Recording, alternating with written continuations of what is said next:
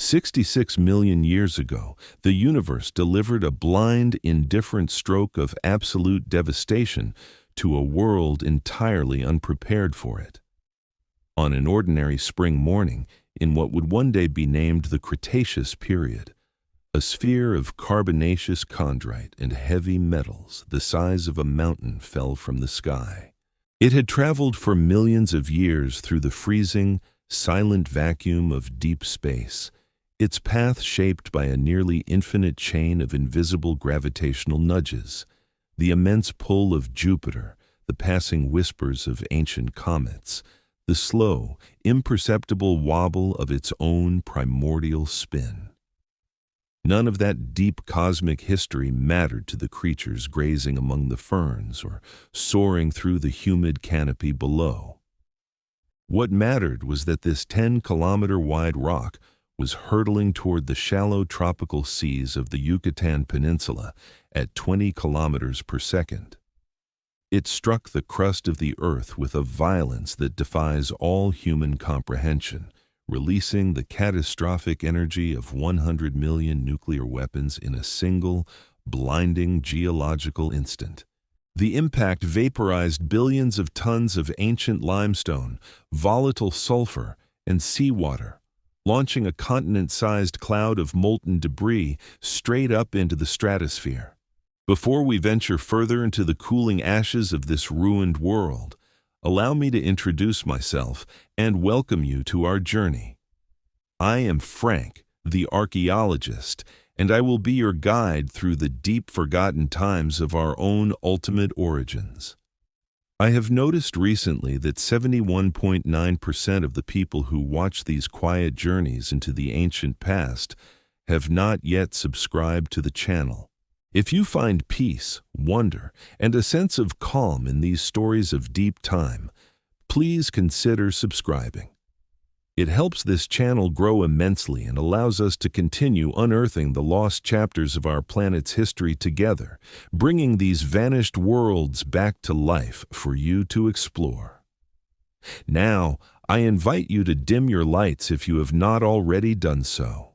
Lie back, take a slow, deep breath, and let the heavy anxieties of the modern world fade completely away. Listen to the fading echoes of an empire collapsing, and prepare to walk with me into the darkness of the impact winter, where the true story of our own existence begins.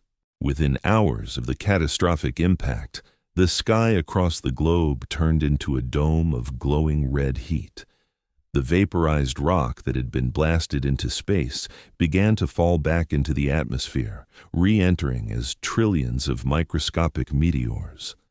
As they burned up upon re-entry, they superheated the atmosphere, essentially turning the entire sky into a massive global broiler.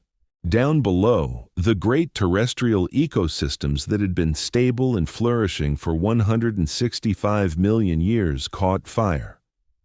Wildfires swept across the continents, turning the lush green forests of North and South America, Europe, and Asia into oceans of creeping flame.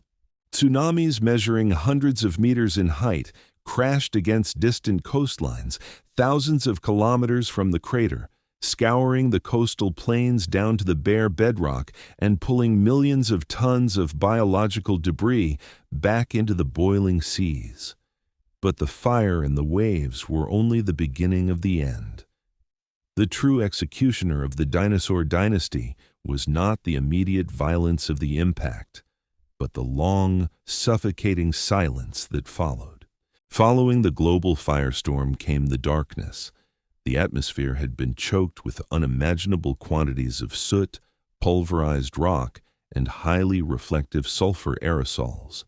This planetary shroud blocked out the sun entirely, plunging the Earth into a deeply unnatural freezing twilight that would last for years.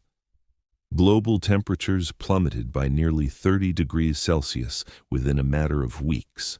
The tropical hothouse of the Cretaceous period was replaced by an abrupt, brutal nuclear winter. Without sunlight, the intricate machinery of photosynthesis simply stopped. The microscopic phytoplankton in the oceans died and sank like snow to the abyssal plains. On land, the great forests withered, shedding their leaves into the freezing darkness. As the plants died, the massive, magnificent herbivores, the armored ankylosaurs, the horned ceratopsians, the giant sauropods, began to starve. Their massive bodies, which had been perfectly optimized for processing tons of abundant vegetation, became fatal liabilities. And as the herbivores collapsed and died in the ash, the apex predators, the mighty tyrannosaurs and swift dromaeosaurs, found themselves briefly surrounded by a feast of carrion, only to slowly starve as the meat rotted away and no new prey emerged to replace it. 3/4 of all plant and animal species on the planet vanished in this geological instant. Every single non-avian dinosaur, every creature larger than a domestic cat that lived on land, was systematically erased from the book of life. This catastrophic conclusion is not mere speculation. It is a violent history written permanently in stone. It is recorded in the thin, dark line of iridium-rich clay that marks the precise boundary between the Mesozoic and Cenozoic eras, discovered by the physicist Luis Alvarez and his geologist son Walter. Iridium is an element incredibly rare on the crust of the Earth, having sunk to the planetary core eons ago when the world was entirely molten, but it is highly abundant in asteroids. That thin, dark layer of extraterrestrial dust coats the entire globe, acting as a permanent tombstone for the most successful empire of giant animals the Earth has ever known.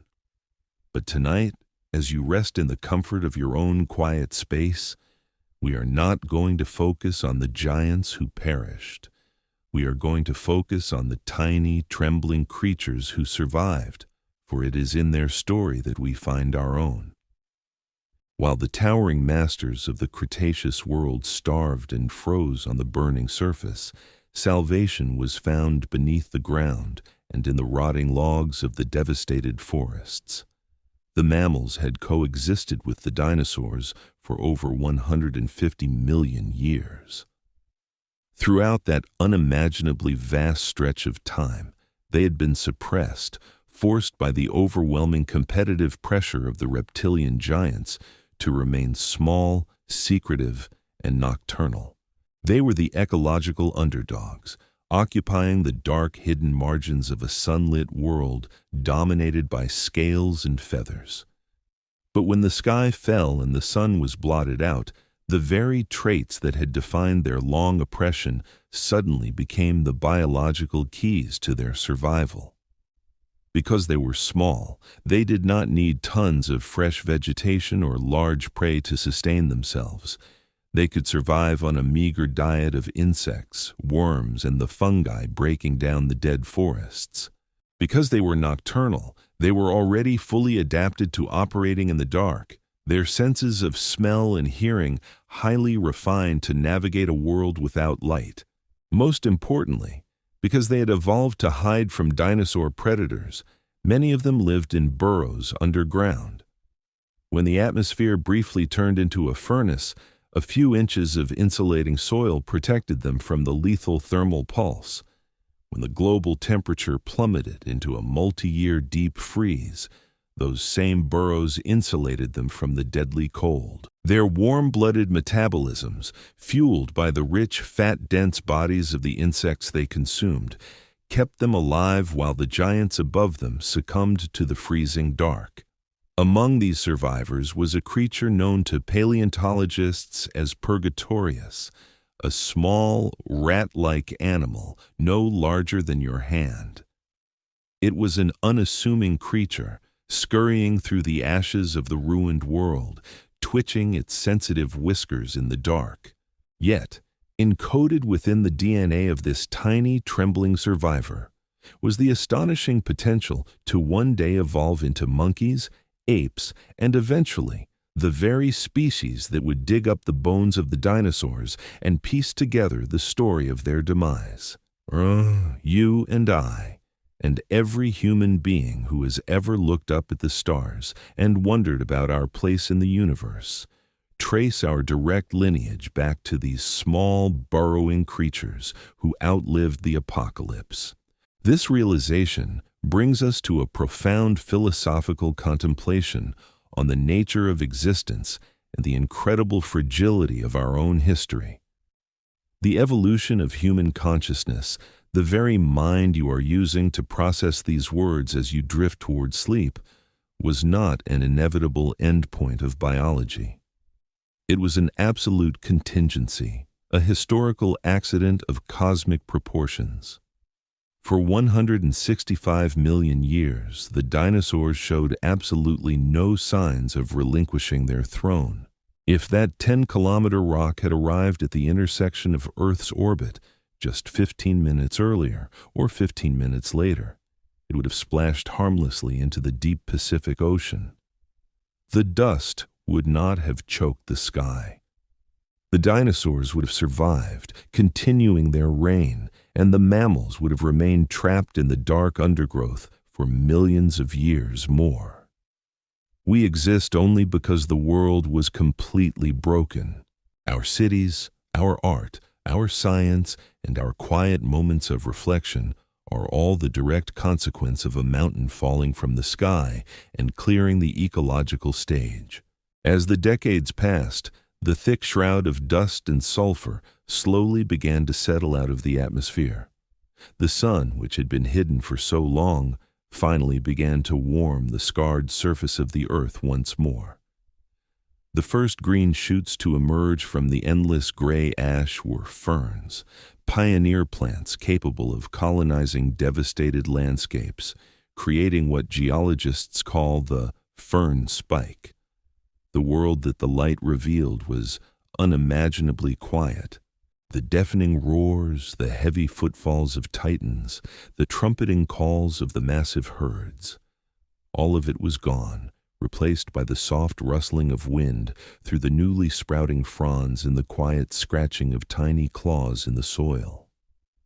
The stage was empty, the old actors permanently retired, and the theater of life was ready for an entirely new cast. As you breathe slowly in and out, sinking deeper into your resting place, imagine that profound, ancient silence.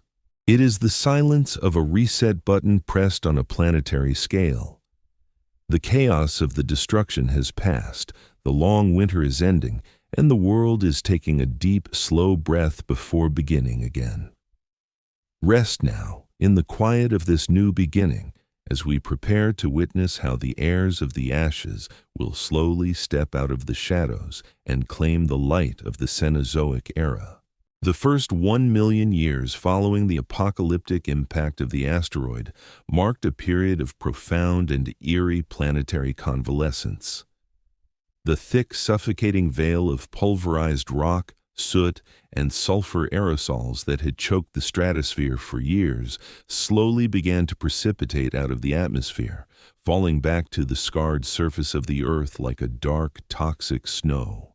As the global shroud thinned, the pale, hesitant light of the sun finally pierced the darkness, illuminating a world that had been fundamentally and violently transformed. The vast, towering forests of the late Cretaceous, which had once pulsed with the deafening roars and heavy, thunderous footfalls of the great reptilian titans, had been reduced to an endless, silent expanse of charred trunks and gray ash. It was across this desolate, monochromatic landscape that the first true pioneers of the new era began to emerge. Spores of ancient ferns, incredibly resilient to cold and darkness, had survived the long impact winter in the dormant soil. As the sun warmed the earth, these spores germinated in staggering numbers, creating a phenomenon that paleobotanists refer to as the fern spike. A blanket of bright, vibrant green spread across the ruined continents, a soft, quiet carpet covering the bones of the fallen giants. The world was unimaginably silent.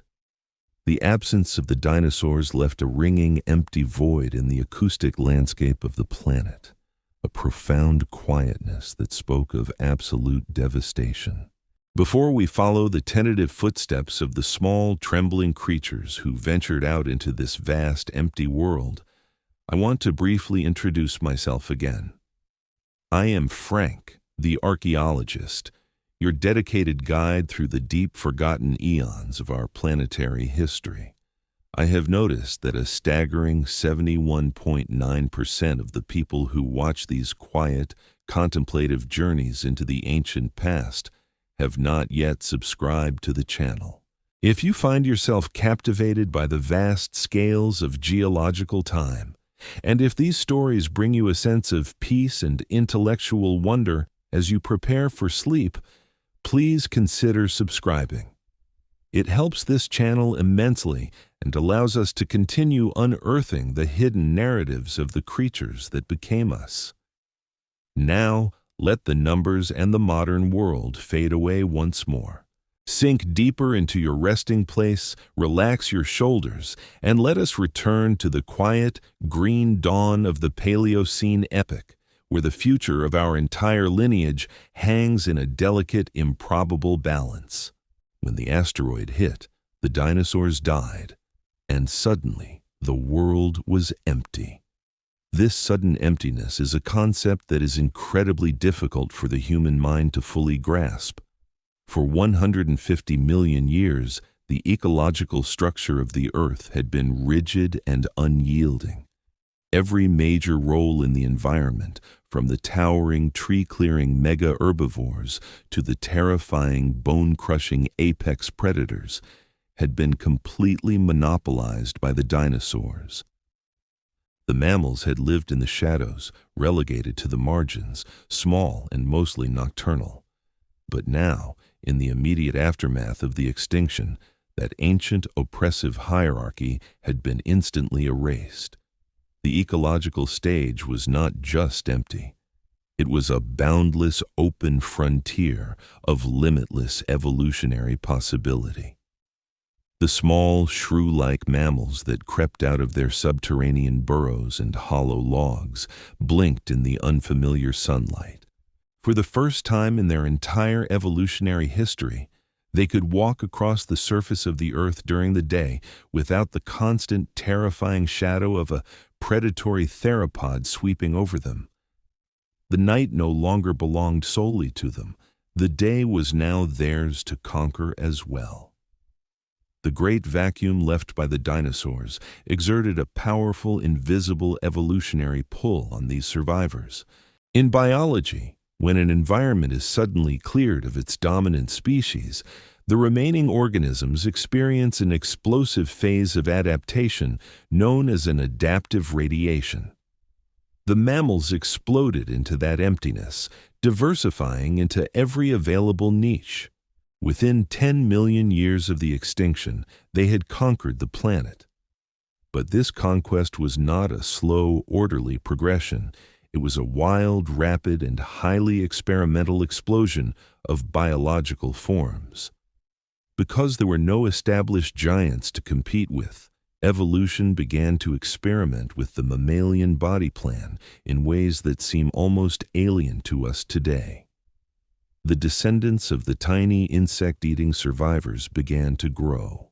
First, they reached the size of domestic cats, then the size of large dogs, and eventually the size of bears and rhinoceroses. But these early Paleocene mammals were not the familiar wolves, horses, or lions we know today. They were strange, archaic beasts, evolutionary drafts drawn up in a hurry to fill the echoing void. There were the panodonts, heavily built, plant-eating creatures with flat feet and small brains, lumbering across the recovering forests like the mammalian equivalent of the extinct ankylosaurs. There were the creodonts, early predators with massive skulls and bone-crushing teeth, taking their first clumsy steps into the role of apex carnivores. These creatures were nature's first hasty attempt to rebuild a complex ecosystem from the ashes of the old world. They were magnificent in their own right, but many of their lineages would ultimately prove to be evolutionary dead ends, destined to be outcompeted and replaced by more refined, specialized mammals in the epochs to come. Yet, their brief, bizarre reign highlights the sheer creative power of life when the constraints of competition are suddenly and violently removed. As we contemplate this rapid diversification, it is impossible not to marvel at the profound contingency of our own existence. The very concept of evolutionary fitness is revealed not as a measure of inherent superiority, but as a fragile, temporary alignment with the specific conditions of a specific moment in time. The dinosaurs were not evolutionary failures. They were an evolutionary triumph of staggering proportions, the most successful group of large land animals the planet had ever produced. They had dominated terrestrial ecosystems for over 165 million years, a span of time 66 times longer than the entire existence of the genus Homo. They were perfectly, exquisitely adapted to their greenhouse world. But when that world changed in a matter of hours, their perfection became their doom. The mammals did not inherit the earth because they were inherently better, smarter, or more deserving. They inherited the earth simply because they were small, because they burrowed, and because they could survive on scraps in the dark. Our entire mammalian lineage, including the highly complex brains we use to ponder the stars, was built on the foundation of scavengers hiding in the dirt. There is a deep, humbling poetry in this realization. It strips away the arrogant assumption of human exceptionalism and replaces it with a profound sense of gratitude for the arbitrary, unpredictable whims of the cosmos. We are the improbable children of catastrophe, the descendants of the meek who literally inherited the earth when the mighty were struck down by a falling mountain. As the Paleocene epoch progressed, the physical world itself was undergoing a slow, majestic transformation. The continents, riding on the back of grinding tectonic plates, continued their slow drift across the surface of the globe. North America and Europe were still connected by a high-latitude land bridge, allowing these strange, newly evolved mammalian species to migrate freely between the two continents, mixing their populations in vast, unbroken forests. The climate, which had plunged into a freezing nuclear winter following the asteroid impact, was now steadily rebounding. The planetary thermostat was turning upward, preparing the Earth for a climatic extreme that would rival the warmest periods of the Mesozoic. The Paleocene-Eocene thermal maximum was approaching, a sudden dramatic warming event that would push global temperatures to levels not seen in tens of millions of years. Around 55 million years ago, global temperatures would spike by 5 to 8 degrees Celsius within perhaps 20,000 years, turning polar regions into tropical paradises where crocodilians would bask on the shores of the Arctic Ocean. This coming hothouse world would forge the new mammalian rulers in the fires of extreme heat, driving the evolution of the very first primates into the dense tropical canopies. But for now, in the quiet twilight of our current chapter, the world is still healing. The great silence of the empty stage is slowly being filled by the rustling of a new dynasty finding its voice. As you lie there, feeling the steady rhythmic rise and fall of your chest, think of the immense spans of time separating you from those tiny pioneers, millions of years of unbroken survival through drifting continents and changing skies. Your consciousness is the unbroken continuation of that ancient trembling spark of life that refused to be extinguished. Rest in the comfort of that deep resilience. Let your mind drift on the slow, heavy currents of deep time. The world was broken, and the world was remade, and the universe continues its slow, majestic dance in the endless dark. As the earth drifted endlessly through the silent, indifferent vacuum of the cosmos, The pale, hesitant light of the new era slowly gave way to an epoch of profound and almost unrecognizable planetary transformation. 10 million years had passed since the catastrophic impact of the asteroid, and the deep, violent scars upon the crust of the Earth were finally healing, buried securely beneath heavy layers of flourishing green life. The continents, engaged in their slow, majestic drift across the face of the globe, were beginning to form geographical configurations that an observer from our modern world might find vaguely familiar, yet deeply and fundamentally strange. The Atlantic Ocean was continuing to widen, a massive dark rift tearing the ancient supercontinents apart, while India remained an isolated island drifting steadily northward on its inevitable slow-motion collision course with the vast underbelly of Asia. The world of the Paleocene was a world recovering, a planet deeply engaged in the quiet, desperate work of rebuilding a shattered biosphere from the molecular level upwards. But the relative stability of this early recovery was merely a gentle prelude to a climatic upheaval that would fundamentally test the resilience of the newly established mammalian dynasty and forge the very ancestors of our own lineage in the suffocating fires of a planetary hothouse. Before we descend into the stifling, humid jungles of this ancient thermal extreme, allow me to pause for just a moment in our journey. I am Frank, the archaeologist, and it is my profound privilege to serve as your guide through these quiet, forgotten corridors of deep time. I must share that 71.9% of the people who join us on these nocturnal journeys of historical exploration have not yet subscribed to the channel. If you find yourself captivated by the vast, sweeping scales of geological history, and if these speculative contemplations grant you a sense of intellectual peace as you prepare for sleep, please consider subscribing. Your support is the invisible current that allows this channel to grow, enabling us to continue translating the silent, stony language of fossils into the living stories of our shared origins. Now, let the numbers and the heavy anxieties of the modern world dissolve entirely into the darkness behind your eyelids. Sink deeper into the soft fabric of your bed. Consciously release the tight tension held in your shoulders and jaw, and let us travel back 55 million years to a world completely devoid of polar ice. Around 55 million years ago, something extraordinary happened to the Earth's climate within perhaps 20,000 years, a blink of an eye in geological time. The planetary thermostat, driven by deep subterranean geological forces, suddenly turned drastically upward.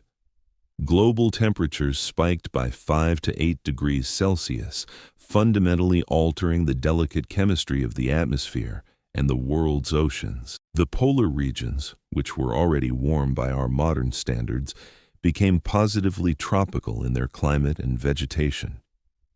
During this bizarre, sweltering geological epoch, palm trees grew in the high latitudes of Alaska, spreading their broad green fronds under the pale glow of the midnight sun. Crocodilians basked lazily on the warm, muddy shores of the Arctic Ocean, floating in waters that today are locked beneath meters of crushing, impenetrable ice.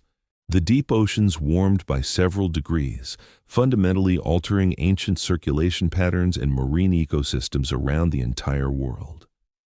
Scientists call this sudden dramatic event the Paleocene-Eocene thermal maximum, or PETM, and it was one of the most dramatic climate shifts in the last 100 million years of Earth's history. The cause of this intense global fever was almost certainly a massive release of carbon into the atmosphere, perhaps originating from immense volcanic activity associated with the violent opening of the North Atlantic, or perhaps from the sudden destabilization of frozen methane hydrates resting on the deep ocean floor. or perhaps from some complex combination of both mechanisms. The result was a suffocating greenhouse effect more intense than anything the planet had experienced since the deep Mesozoic era. This was not a world of gentle temperate forests. It was a global hothouse, a dripping, hyper-humid sauna where the forests stretched unbroken from the equator all the way to the poles. This sudden thermal shock acted as an intense evolutionary crucible, a brutal, unforgiving test of biological adaptability for the newly established mammalian rulers. In our timeline, it reshaped mammalian evolution dramatically, acting as a massive selective filter where many specialized species simply went extinct, unable to cope with the relentless environmental stress. Unlike the extinct dinosaurs, mammals face unique and incredibly demanding physiological challenges when confronted with extreme, unrelenting heat. Mammals are endothermic organisms. They generate their own body heat internally through continuous metabolic processes and work incredibly hard to maintain a constant internal temperature, usually hovering around 37 degrees Celsius. This biological strategy is metabolically expensive and requires highly sophisticated cooling mechanisms to prevent the brain and vital organs from cooking, sweating, panting, seeking deep shade, and heavily restricting physical activity to the cooler parts of the day when ambient temperatures approach or exceed their own body temperature. But in the global hothouse of the early Eocene, these defensive mechanisms became drastically less effective. A mammal in extreme heat is constantly working against the fundamental laws of thermodynamics, desperately trying to dump excess internal heat into an external environment that simply does not want to accept it because the ambient air is already hotter than the animal's blood. To survive this suffocating reality, the evolutionary process employed a brilliant, merciless strategy. Many mammalian lineages shrank in physical size over thousands of generations because smaller bodies possess a higher surface area to volume ratio, making them significantly easier to cool in a hot climate. But amid this widespread dwarfing and the quiet extinction of the more vulnerable archaic beasts, entirely new and astonishingly complex lineages appeared, perfectly adapted to the demanding hothouse conditions. High above the sweltering dark forest floor, up in the dense sunlit canopy where the fruit and flowers flourished in unprecedented abundance, an evolutionary revolution was silently taking place. It is a profound realization that the primates that would eventually give rise to monkeys and apes first appear in the fossil record right around this time, as if the thermal crisis had opened new ecological doors, even as it violently closed others. These early ancestors were tiny, hyper-agile creatures, possessing bodies exquisitely engineered for a life suspended in the three-dimensional maze of the endless branches. The explosion of fruit-bearing plants had created an arboreal paradise, offering sweet, nutritious flesh in exchange for seed dispersal. To exploit this vertical Eden, these early primates evolved remarkable, highly specific adaptations. They developed grasping hands capable of manipulating objects and gripping branches with a precision that their clawed, ground-dwelling ancestors could never have achieved.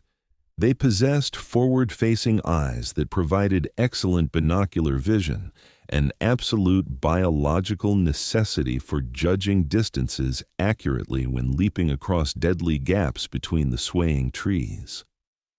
As they navigated this complex vertical environment, their brains began to slowly, inexorably expand. The constant necessity to calculate trajectories, remember the scattered locations of fruiting trees across vast territories, and navigate the increasingly intricate social structures of their communities, demanded greater and greater neurological processing power. It is here, in the suffocating heat and blinding green light of the Eocene canopy, that the very first faint embers of human consciousness began to quietly smolder in the dark. While our tiny, wide-eyed ancestors were seeking refuge and sustenance in the highest branches, another group of mammals was looking toward a completely different frontier. The ecological theater of the Earth was not limited to the land. In the immediate aftermath of the asteroid impact, the vast world-spanning oceans had been violently emptied of their dominant predators.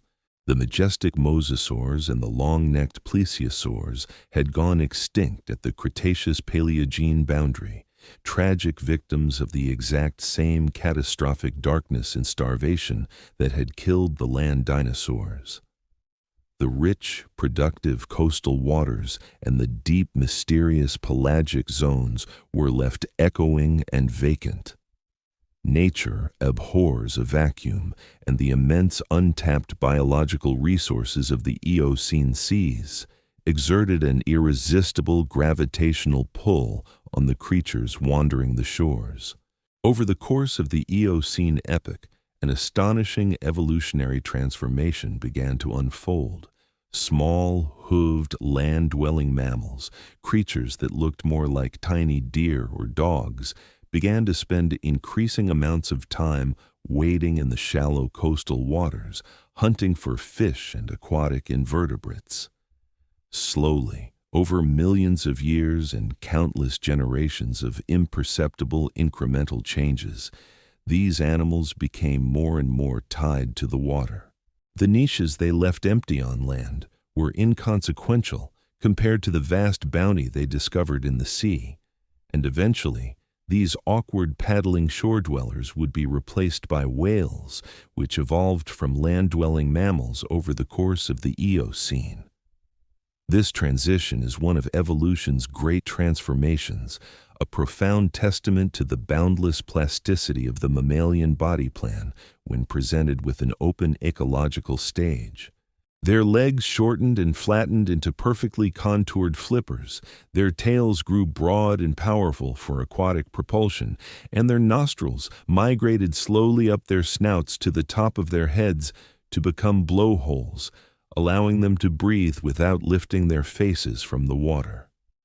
They were abandoning the hard, solid earth entirely, returning gracefully to the ancient, salty ocean from which all vertebrate life had originally emerged hundreds of millions of years prior. Imagine standing on the warm, humid shore of that ancient Eocene sea as the evening sun begins to dip below the horizon. The air is thick and heavy, carrying the rich scent of decaying vegetation and salt spray.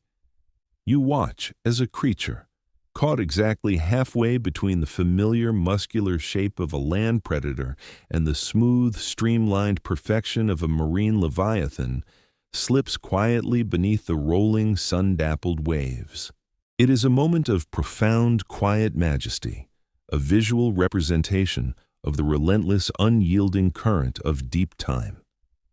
The world of the Eocene hothouse is a testament to the fundamental truth that life is not static. It is a flowing, dynamic process, forever seeking out new spaces, forever molding itself to fit the shifting contours of a restless planet. The very same evolutionary pressures that drove a scavenger into the ocean to become a whale also drove a tiny, trembling insectivore into the highest branches of the canopy to become a monkey, and eventually to become us. It is all connected by an unbroken, invisible thread of contingency and adaptation, stretching back through the eons to that single devastating moment when the sky caught fire and the old rulers fell into the dust. The universe does not plan, it does not intend, and it does not care. It merely provides the raw, chaotic materials and the unforgiving rules of selection, and from that blind mechanical interplay emerges the staggering beauty and complexity of the entire biological world. We are not the inevitable pinnacle of this process. We are merely one of its infinitely beautiful temporary expressions.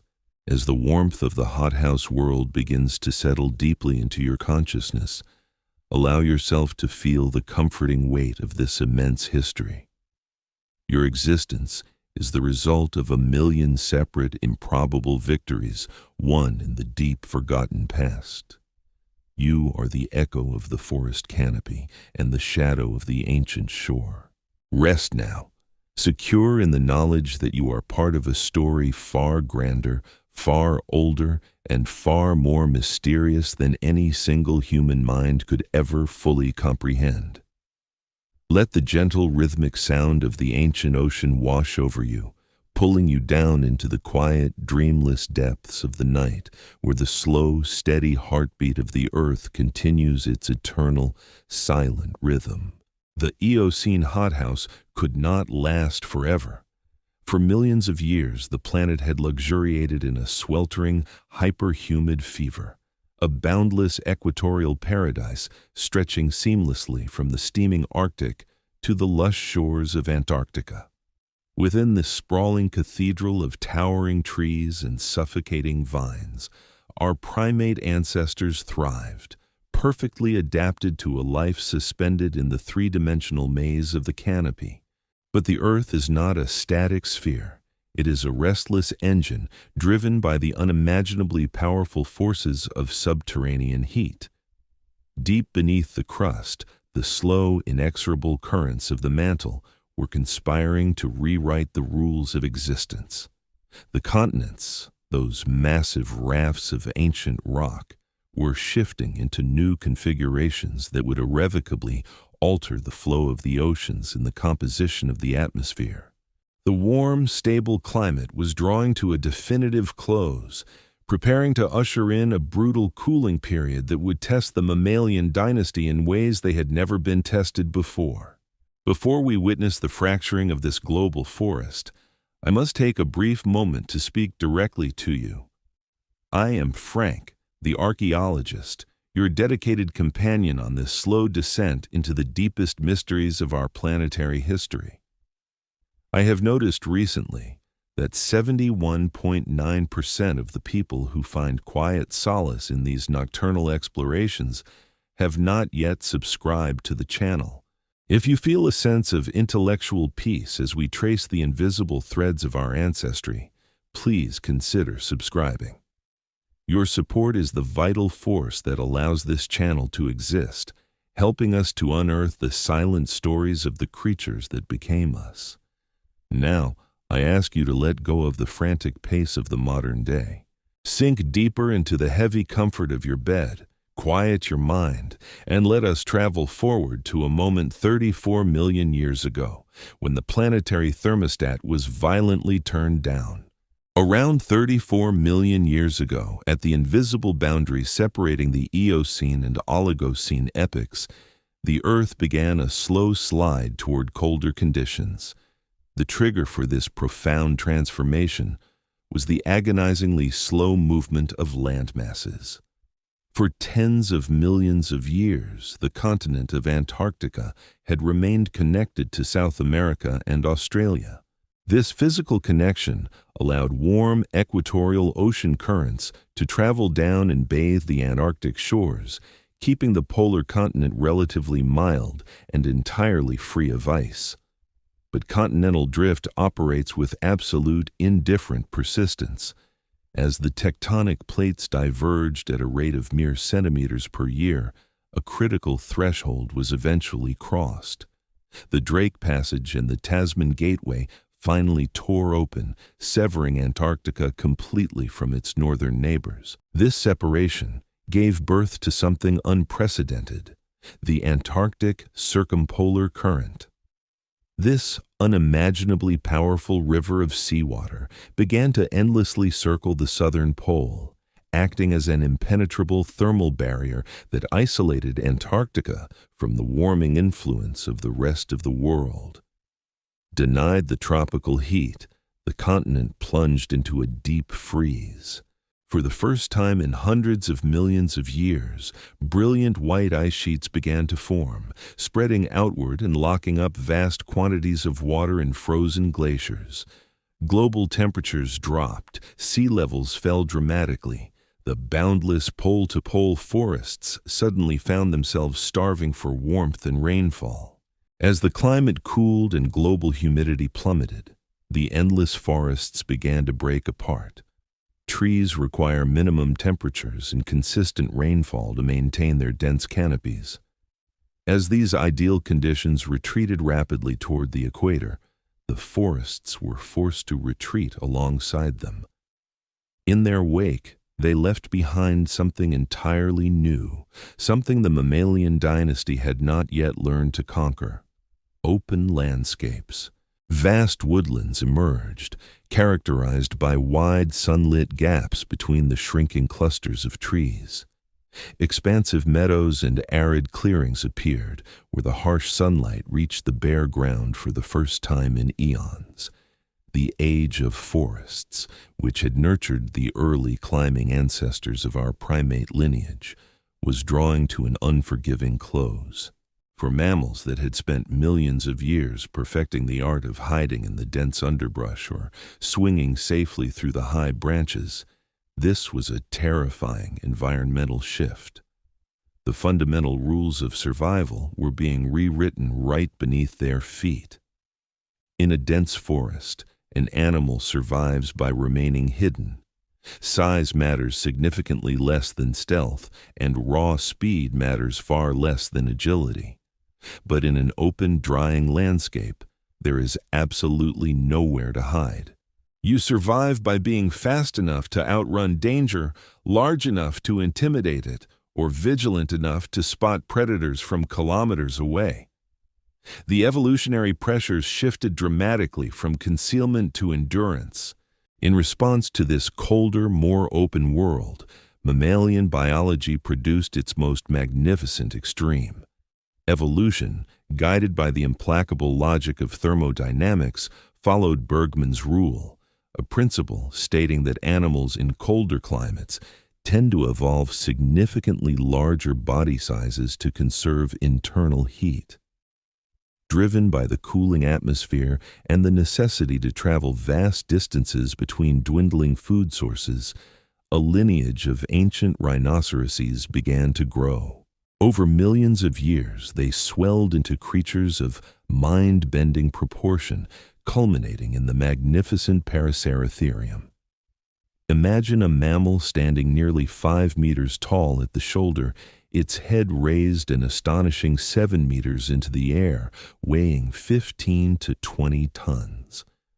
It was the largest land mammal to ever walk the face of the earth, a towering pillar-legged colossus that dwarfed modern elephants.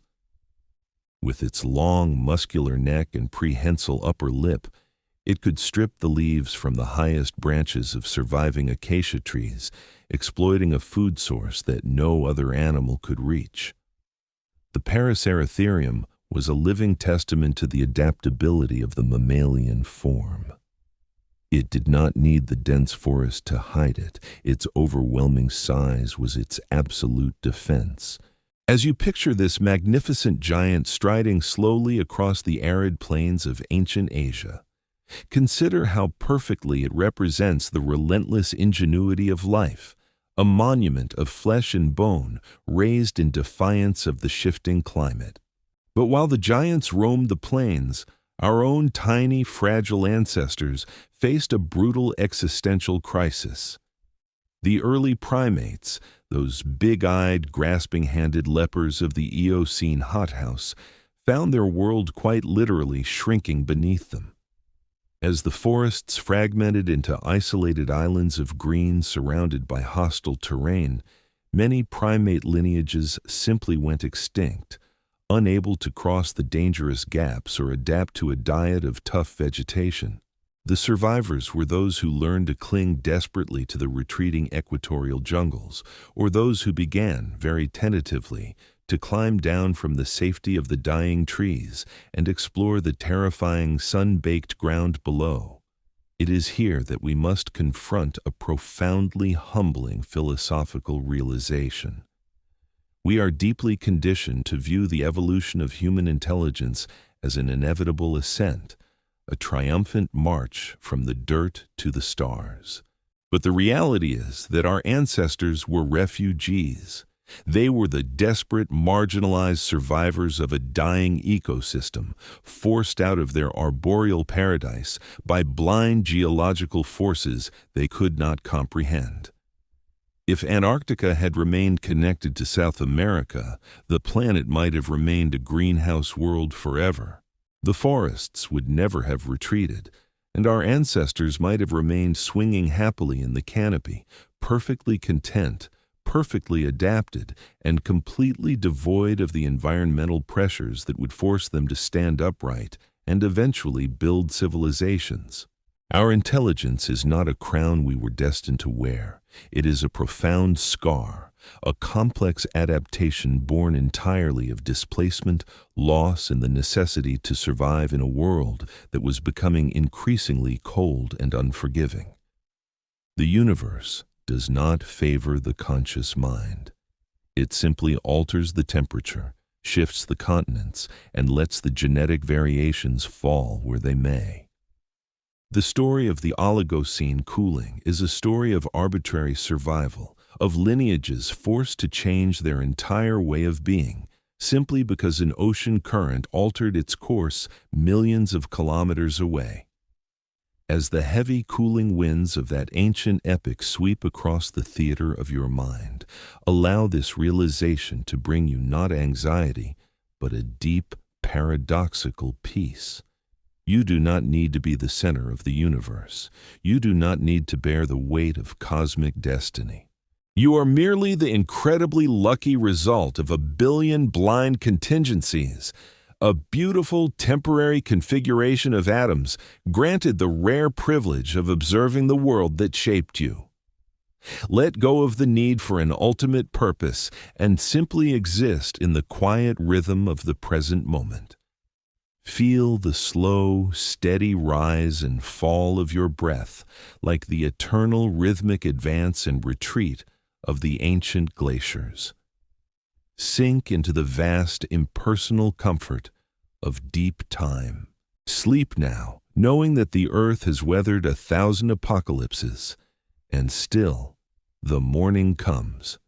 As the deep freezing currents of the Oligocene epoch slowly gave way to the Miocene, approximately 23 million years ago, the global climate continued its relentless drying trajectory. The towering, unbroken forests that had once carpeted the world from pole to pole were now permanently fractured, retreating toward the increasingly narrow bands of equatorial moisture and the sheltered valleys carved by ancient rivers. The earth was becoming a harsher, more variable arena. In the widening gaps between the dwindling forests, across the vast sun-baked plains of the continental interiors, the ecological stage was meticulously set for a revolution. But this revolution would not be led by a massive, terrifying predator or a towering armored giant. It would be led by a seemingly insignificant, unassuming form of life. Around 23 million years ago, a humble family of plants began a conquest that would fundamentally reshape the biological destiny of almost every continent, except Antarctica.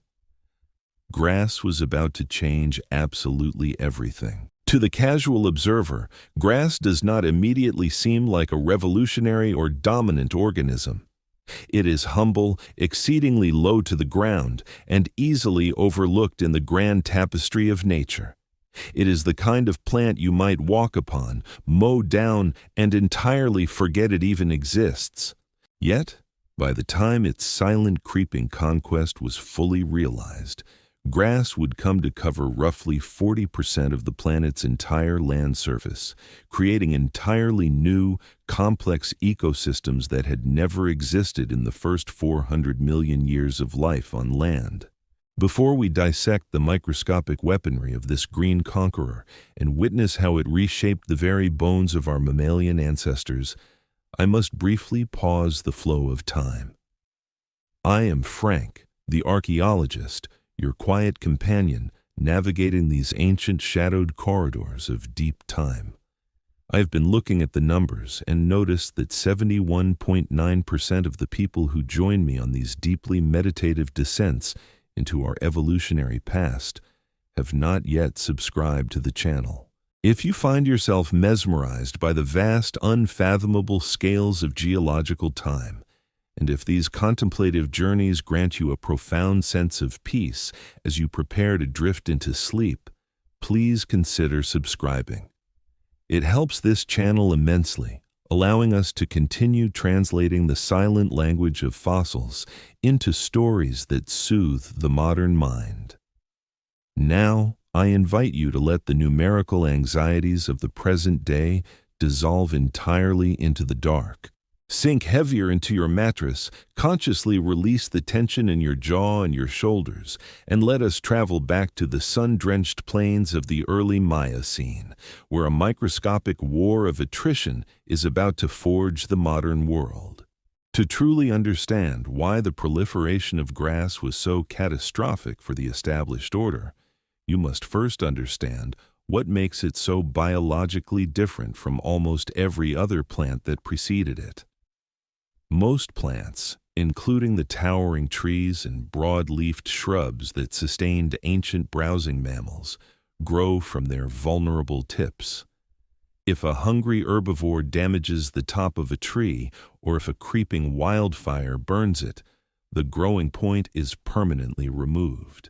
This violent removal stunts the plant's development and may kill it entirely, leaving the organism defenseless. But grass possesses a secret subterranean advantage. It grows from its base, hidden safely beneath the surface of the soil. You can cut it, you can burn it to ash with a raging wildfire, or you can allow a massive herd of herbivores to graze it down to the bare stubble, and it simply regrows from below, undeterred and unharmed. This unique biological architecture makes grass almost impossible to kill through conventional browsing or fire. It is the botanical equivalent of a mythical hydra. Remove its head, and it simply grows right back, seemingly immortal in its resilience. But the defensive strategies of grass do not end with simple regeneration. Grass absorbs soluble silica from the soil and deposits it within its cellular structures, producing phytoliths, microscopic, jagged particles of biological glass deeply embedded in its green tissues.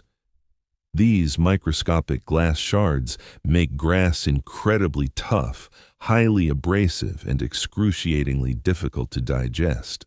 Any mammal attempting to sustain itself by eating grass is essentially chewing on living sandpaper, slowly and inevitably wearing down the precious enamel of its teeth with absolutely every single bite. This abrasive, glass-filled diet presented a terrifying existential crisis for the mammals of the Miocene. In our timeline, this immense environmental pressure drove the rapid evolution of specialized high-crowned teeth.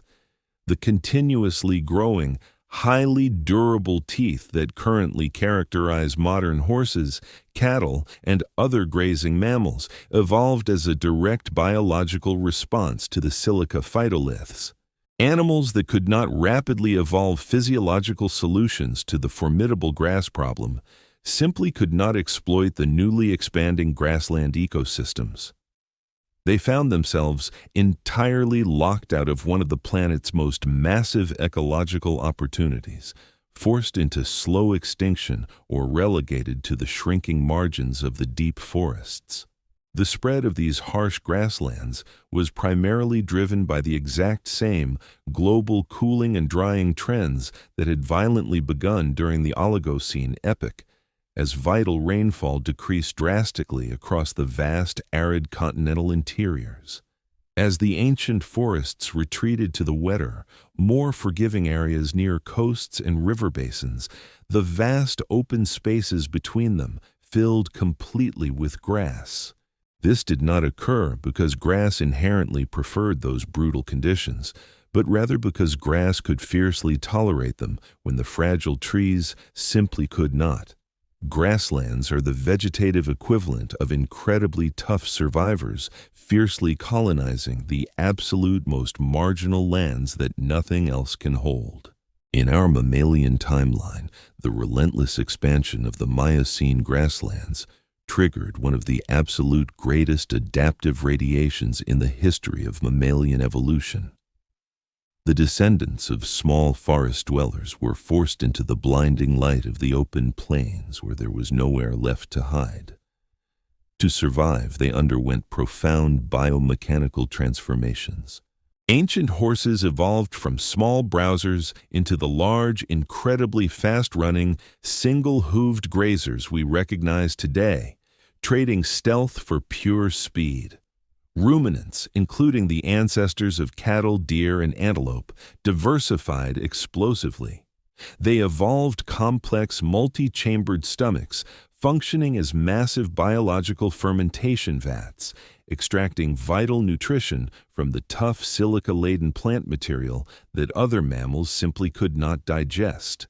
As the great herds of grazers multiplied, flowing across the savannas like massive rivers of muscle and bone, predators were relentlessly forced to evolve to match them. The stealthy predators of the dense forests could no longer rely on cover. The ancestors of modern wolves and the great big cats became significantly faster, exponentially more social, and infinitely better adapted to hunting through sheer endurance in the vast, open terrain. The breathtaking complexity of the modern African savanna is the direct culmination of 20 million continuous years of brutal evolution in grassland ecosystems. But while horses and wolves mastered the endless plains, what of our own delicate, grasping ancestors? As the Eocene forests shattered and grasslands advanced like a slow green tide, early primates found themselves pushed to the absolute brink. The trees that had offered them supreme safety and abundant fruit were vanishing. For many, the open savanna was a death sentence, a brightly lit killing field patrolled by swift, terrifying new carnivores. Yet, on the very edges of the retreating woodlands, some bands of peculiar apes were being forced down from the branches. They began to venture out into the tall grass, standing tentatively on two legs just to peer over the golden stalks and scan the distant horizon for danger.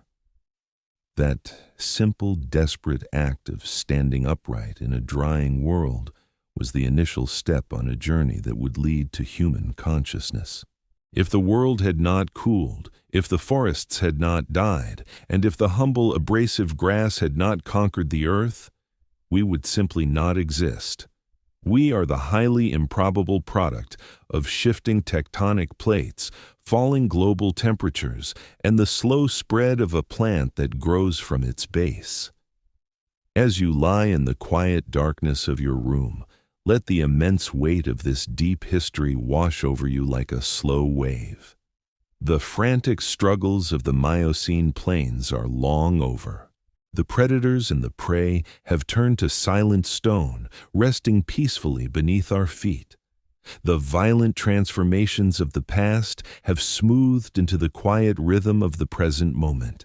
Feel the slow, even rise and fall of your chest, mirroring the ancient breathing of the planet itself. There is nothing left to fight, nothing left to outrun. You are safe in the silent wake of deep time, held by a universe that spent millions of years preparing this moment of peace for you. Let go of the light, let go of the day, and let the gentle grasses of the ancient savanna pull you deeply into the quiet, dreamless dark. In the vast, sun-drenched arenas of the newly formed Miocene grasslands, the rules of predator and prey were being violently rewritten under the endless open sky. For tens of millions of years, the undisputed apex predator of the northern continents had been the mighty Tyrannosaurus rex and its massive bone-crushing kin. Standing over 4 meters tall at the hip, stretching 12 meters from its terrifying snout to the tip of its heavy tail, and weighing upwards of 6,000 kilograms, The classic Cretaceous tyrannosaur was an engine of overwhelming, solitary destruction. It was a creature perfectly, exquisitely engineered for the dense, humid forests of the Mesozoic era, an environment where a massive predator could silently position itself behind towering conifers and dense thickets of ferns, ambushing massive, slow-moving prey before the victims even realized they were being hunted. But perfection in biology is always entirely relative to the immediate environment. When the environment fundamentally changes, that which was perfect suddenly becomes disastrously obsolete. In a boundless open grassland, there are absolutely no towering trees to hide behind. A predator the size of a modern transport truck cannot simply sneak up on a herd of vigilant grazing herbivores. In the open plains, prey animals can spot a looming threat from several kilometers away. By the time a massive, heavily built tyrannosaur could close the distance, the fast-running ceratopsians and the agile, long-legged descendants of the ornithomimids would already be fleeing at speeds the heavy predator could never hope to match. The age of the solitary, heavily armored giant striking from the shadows was definitively over. To survive in this harsh, brilliantly lit new world, the descendants of the tyrant lizards had to undergo a profound biomechanical and psychological transformation. Before we witness the terrifying, coordinated brilliance of these newly evolved pack hunters, I must gently interrupt our journey through the tall grass. I am Frank, the archaeologist, your dedicated guide through these vast, unseen landscapes of alternative time. I have been looking at our expedition logs and realized that 71.9% of the fellow travelers who find peace and wonder in these nocturnal explorations have not yet subscribed to the channel. If you find your mind relaxing as we unearth these lost possibilities, and if these stories grant you a quiet sanctuary from the frantic pace of the modern world, please consider subscribing. Your support is the vital heartbeat of this channel, allowing us to continue translating the silent, stony language of deep time into dreams. Now, let the numbers and the strict demands of your waking life blow away like dust on the ancient wind. Sink deeper into the soft, supporting layers of your bed, quiet your breathing, and let us return to the golden plains, where a new kind of intelligence is beginning to spark in the cold eyes of the predators. Evolution does not simply abandon a highly successful body plan without a long fight, but it will relentlessly mold it to fit the unyielding parameters of a new reality. Over the course of millions of years, the stocky, incredibly heavy body plan of the Cretaceous tyrannosaurs began to stretch and thin. Natural selection heavily favored those individuals that were lighter, faster, and possessed significantly longer legs relative to their overall body mass.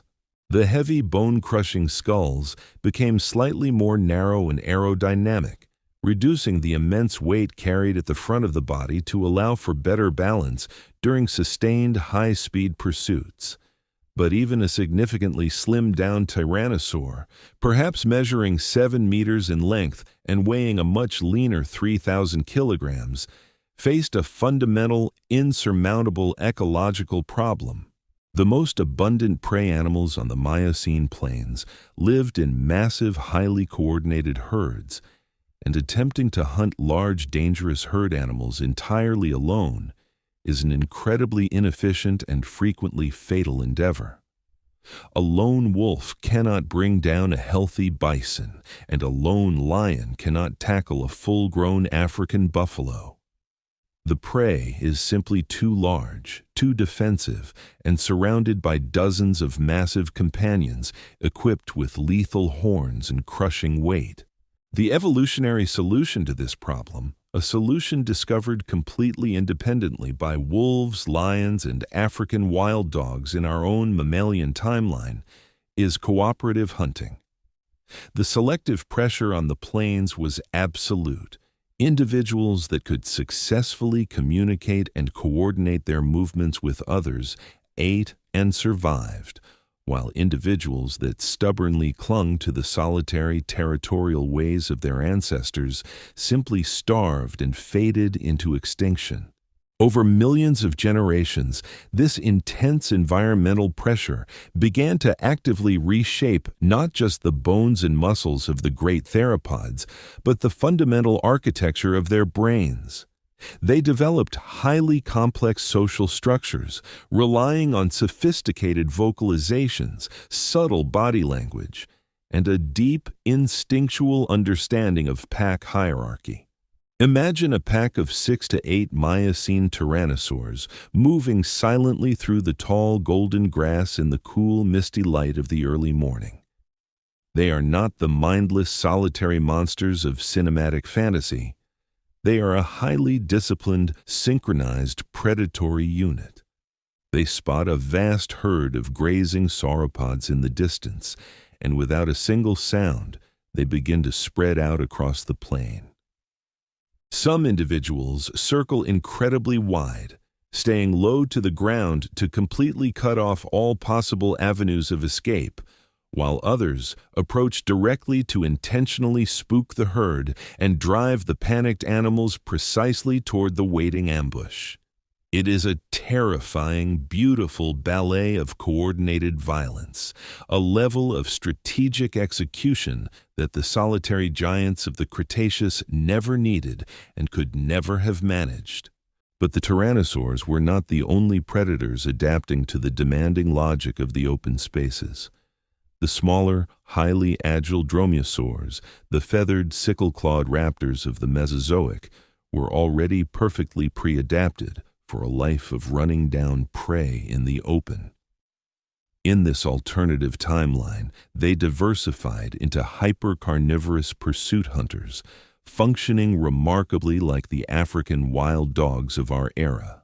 Covered in streaked camouflaging feathers that perfectly broke up their outlines against the waving grass, they hunted in massive chattering packs of 20 or more individuals. Their strategy was simple, relentless, and absolutely devastating.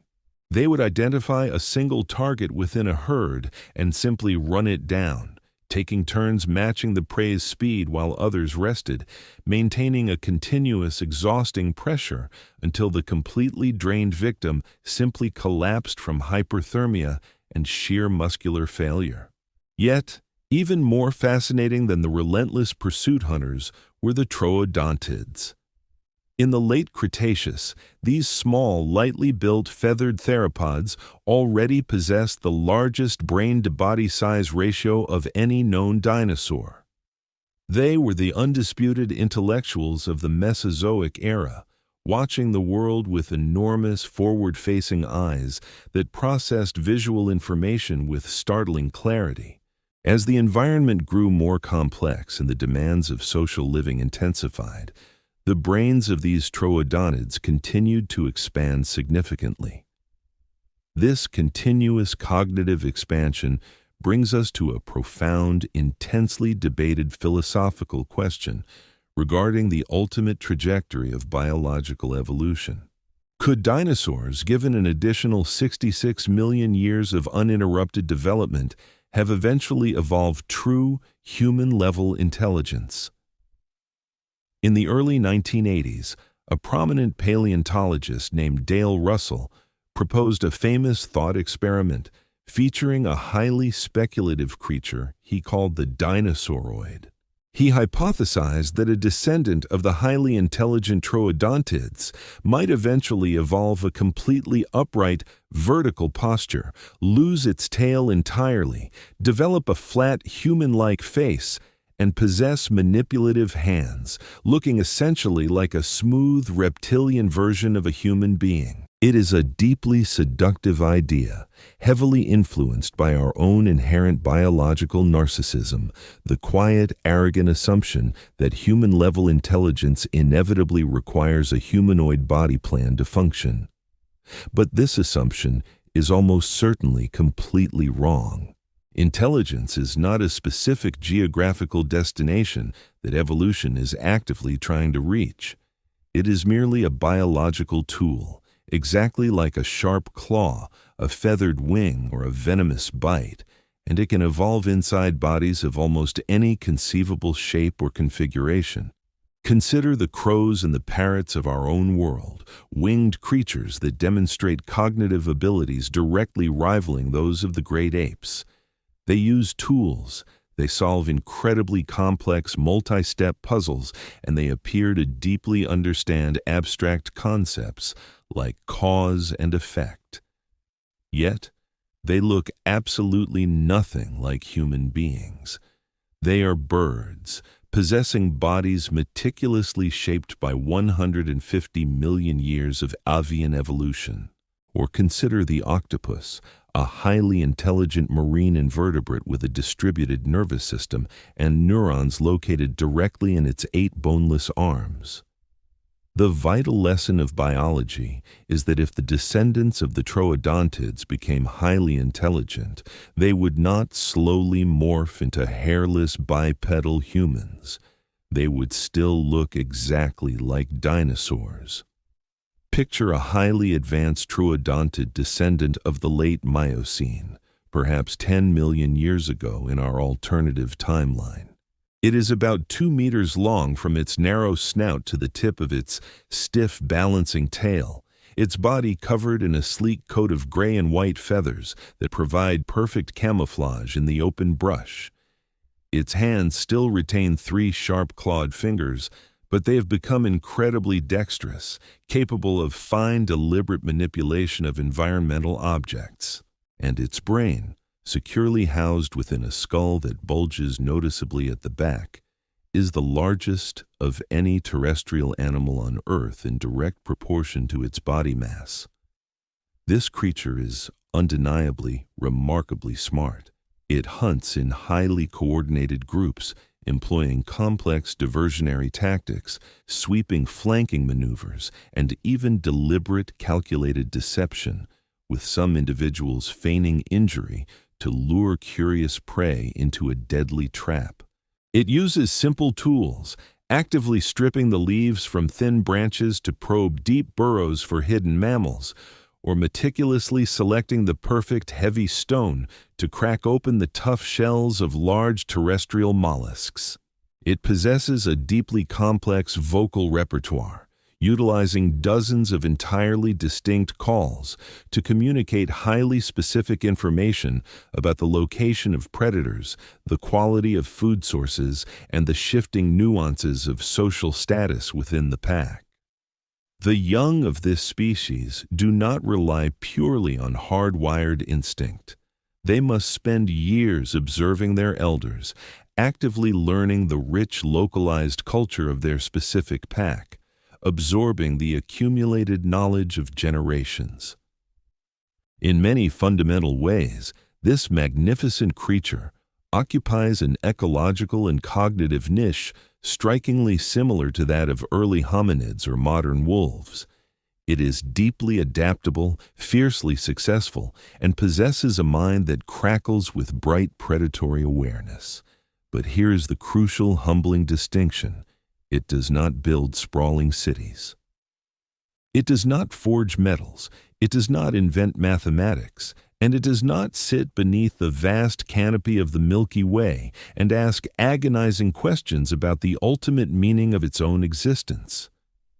Human-level intelligence, the specific, restless consciousness that continually drives us to write poetry and split the atom, is not simply the natural, inevitable result of having a very large brain. It is the highly improbable product of a very specific, incredibly rare sequence of environmental and anatomical contingencies that, as far as we can tell, occurred exactly once in the entire 4 billion-year history of life on Earth. Our ancestors were primates who already possessed hands adapted for grasping branches and brains adapted for navigating three-dimensional space, who were then violently forced onto the dangerous ground by severe climate change, where they had to cooperate intensively just to avoid being eaten. Our intelligence was forged in a brutal crucible of extreme physical vulnerability and desperate socialization. The troodontids, for all their brilliant cognitive architecture, were already highly efficient predators equipped with lethal natural weaponry. They did not experience the exact terrifying sequence of selective pressures that eventually forced the fragile hominid mind to suddenly fold in upon itself and awaken to the heavy burden of its own mortality. The specific evolutionary spark that lifted our ancestors from clever apes to wandering, philosophical humans simply might never have occurred within the dinosaur lineage, no matter how many hundreds of millions of years they were granted to wander the plains. And yet there is something profoundly beautiful, something deeply and quietly comforting in that absolute evolutionary limitation. The world of this alternative timeline remains perpetually wild, breathtakingly beautiful, and utterly, wonderfully indifferent to the heavy human burden of meaning. It is a complete, functioning planet of animals, doing exactly what animals have always done, without anyone there to constantly judge it, categorize it, or ask whether it has any ultimate point at all. In that world, there is absolutely no existential dread. There is no crippling anxiety about the distant future, no deep lingering regret over the unchangeable past. There is only the pure, absolute reality of the present moment. The warm wind gently rustling through the tall grass, the rhythmic, thunderous heartbeat of the great herds, the sharp, clear hunger of the pack, and the slow, majestic, indifferent rotation of the stars overhead. As you lie here in the quiet sanctuary of your room, try to actively channel the profound peace of that unobserved world. Allow the heavy, exhausting human need to constantly understand, explain, and justify your own existence to gently dissolve into the dark. You do not need to figure everything out tonight. You do not need to hold the weight of the entire world in your mind. Imagine yourself resting safely in that ancient golden grass, surrounded by a world that simply exists, perfectly complete exactly as it is, requiring absolutely nothing from you. Feel your breathing slow down, perfectly matching the deep ancient rhythm of a planet that has endured for billions of years without ever needing a reason why. Let the absolute stillness of that deep time wash over your tired mind, carrying away the frantic noise of the day and gently pulling you down into the vast, quiet, dreamless embrace of sleep. Roughly 2.5 million years ago, the planet crossed a terrifying and majestic threshold. The long, slow cooling process that had begun eons prior during the Oligocene epoch finally reached its ultimate logical conclusion. The vast tropical forests had long since transformed into temperate woodlands, and those woodlands had fractured into endless wind-swept grasslands. But now, the Earth was preparing for a climatic regime unlike anything it had experienced in over 250 million years.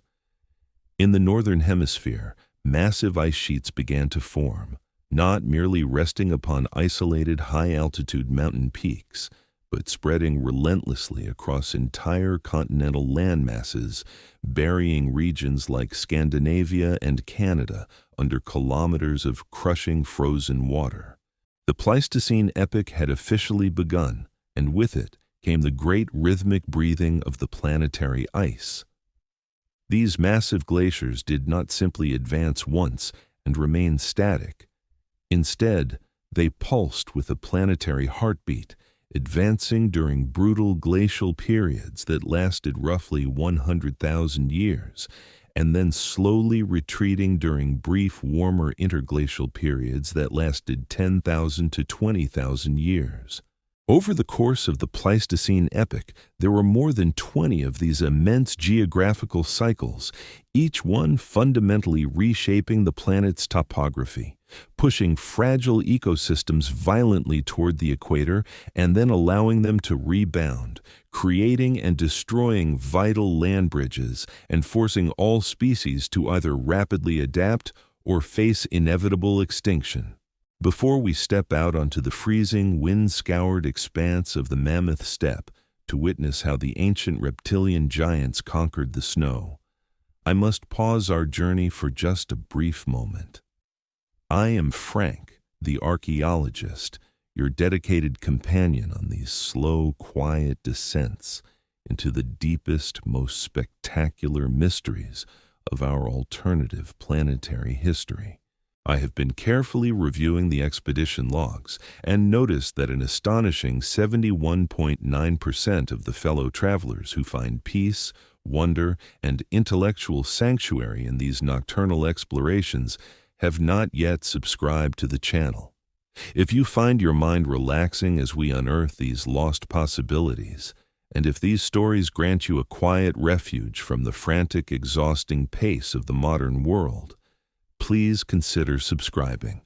Your gentle support is the vital heartbeat of this channel, allowing us to continue translating the silent, stony language of deep time into dreams that soothe the anxious mind. Now, let the numbers, the metrics, and the strict demands of your waking life blow away like loose snow on the ancient wind. Sink much deeper into the soft, supporting layers of your bed. Quiet your breathing until it matches the slow rhythm of the advancing glaciers, and let us travel directly into the heart of the great ice ages, a crucible that will forge the absolute greatest survivors the Earth has ever known.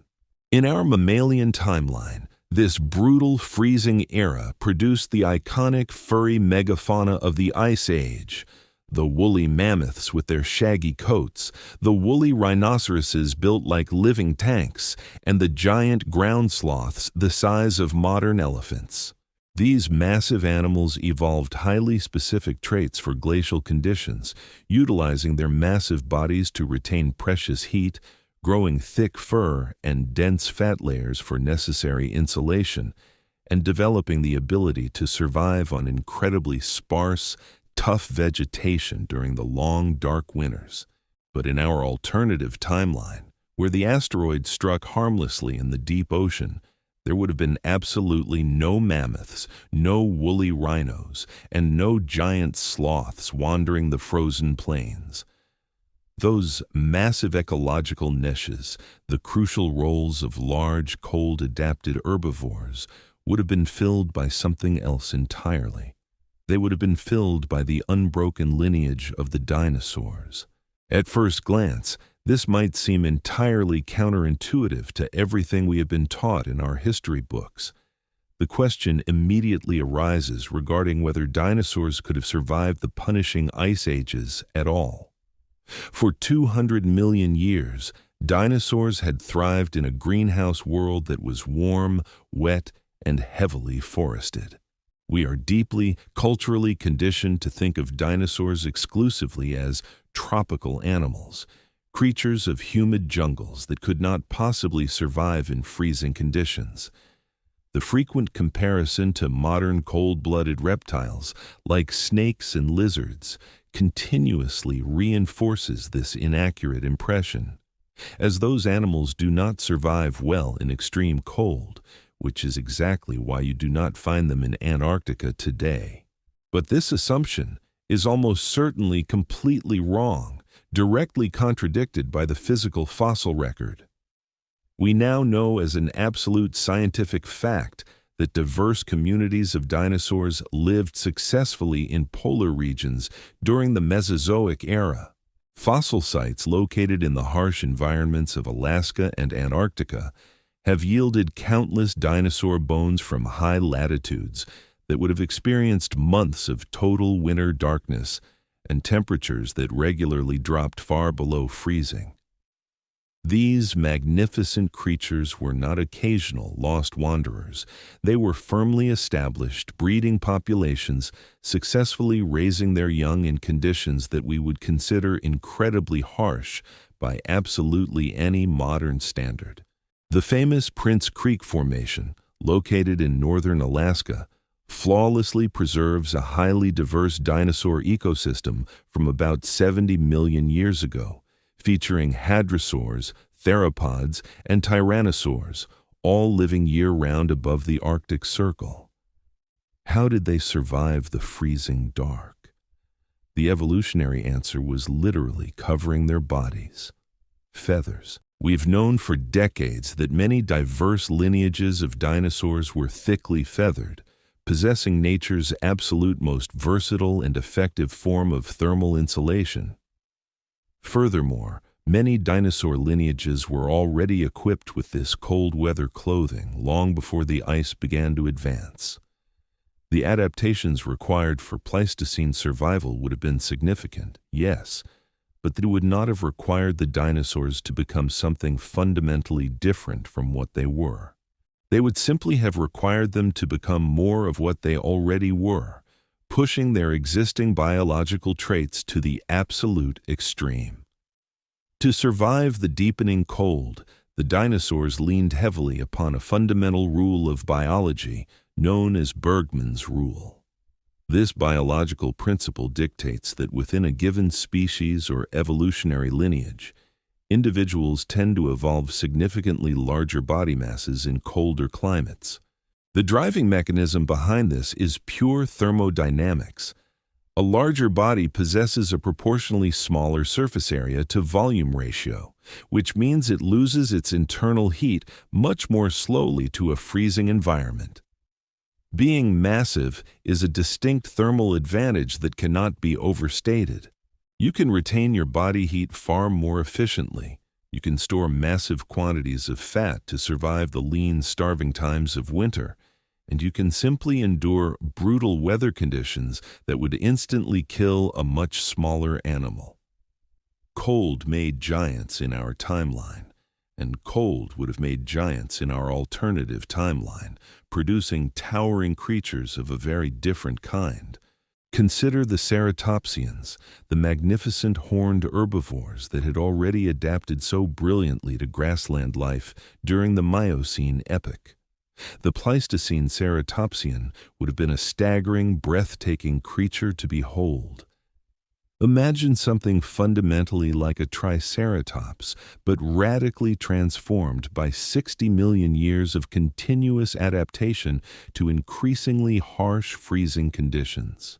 Its body would have been unspeakably massive, perhaps measuring 9 or 10 meters from its heavy beak to its tail, standing 2.5 meters tall at the shoulder and weighing upwards of 8 or 9 tons.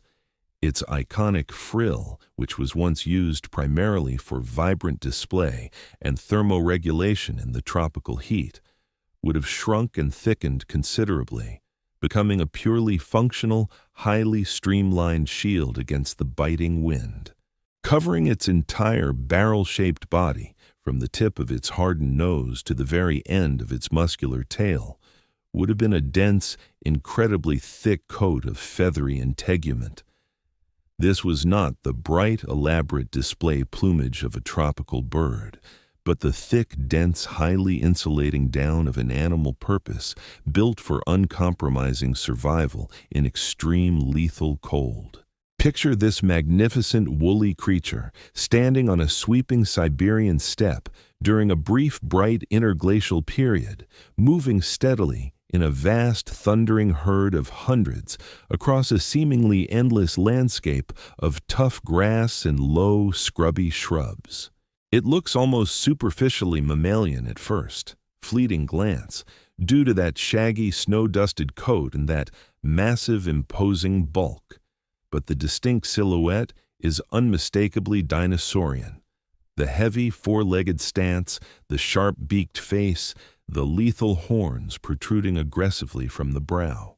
During the brief explosive Arctic summer, these magnificent animals would have pushed aggressively north into the high Arctic, grazing relentlessly on the rapid explosion of plant life fueled by the endless 24-hour daylight. When the bitter winter inevitably returned, they would migrate south in numbers that defy human imagination, a dark, living river of flesh and horns flowing relentlessly across the frozen landscape. The scale of these ancient migrations would have been truly staggering to behold. Millions of massive animals moving in perfect synchrony across thousands of kilometers of punishing terrain, constituting one of the absolute greatest wildlife spectacles the planet has ever produced. Sharing these vast frozen grasslands were the heavily insulated descendants of the hadrosaurs, their populations perhaps even larger and more numerous than those of the giant horned ceratopsians. Their highly sophisticated, continuously replacing dental batteries gave them a massive evolutionary edge in processing the absolute toughest, most abrasive frozen vegetation the steppe could offer. Picture a magnificent Pleistocene hadrosaur, measuring 7 meters long, its heavy body covered entirely in a dense dark coat of filamentous protofeathers that perfectly trapped a layer of warm air directly against its skin. Its wide, duck-like bill is perfectly adapted for aggressively cropping tough vegetation extremely close to the frozen, unyielding ground. In the absolute depths of the brutal winter months, they would congregate in massive numbers within deep valleys that offered some slight, precious protection from the howling wind. They would huddle closely together for shared warmth, much the way modern muskox do in the Arctic today, their collective breaths forming massive billowing clouds of white steam in the freezing, crystal-clear air. They move slowly through a blinding snowstorm in a tightly packed herd of several hundred individuals, the animals pressed so closely together that they form a single, massive, heat-generating biological entity moving through the dark. The Ice Ages were not a tragic end to the dinosaur dynasty. They were a magnificent, brutal crucible, testing the dinosaurs far more severely than absolutely anything in their previous 200-million-year history. They pushed these ancient reptilian lineages to continuously evolve brilliant, unprecedented solutions to massive ecological problems their distant ancestors had never even faced. After 230 million years of unbroken survival, they had become the absolute ultimate survivors of planet Earth. The advancing ice was merely one more planetary challenge in a long list of apocalypses, and they met it with the same blind, magnificent resilience that had carried them through the fires of the asteroid. As you lie in the quiet, comforting warmth of your own bed, insulated from the cold, indifferent universe outside your window, take a moment to deeply reflect on that unfathomable resilience. The blood that pumps slowly and steadily through your own veins is the direct result of 1,000,000 desperate survival stories playing out over the deep frozen eons.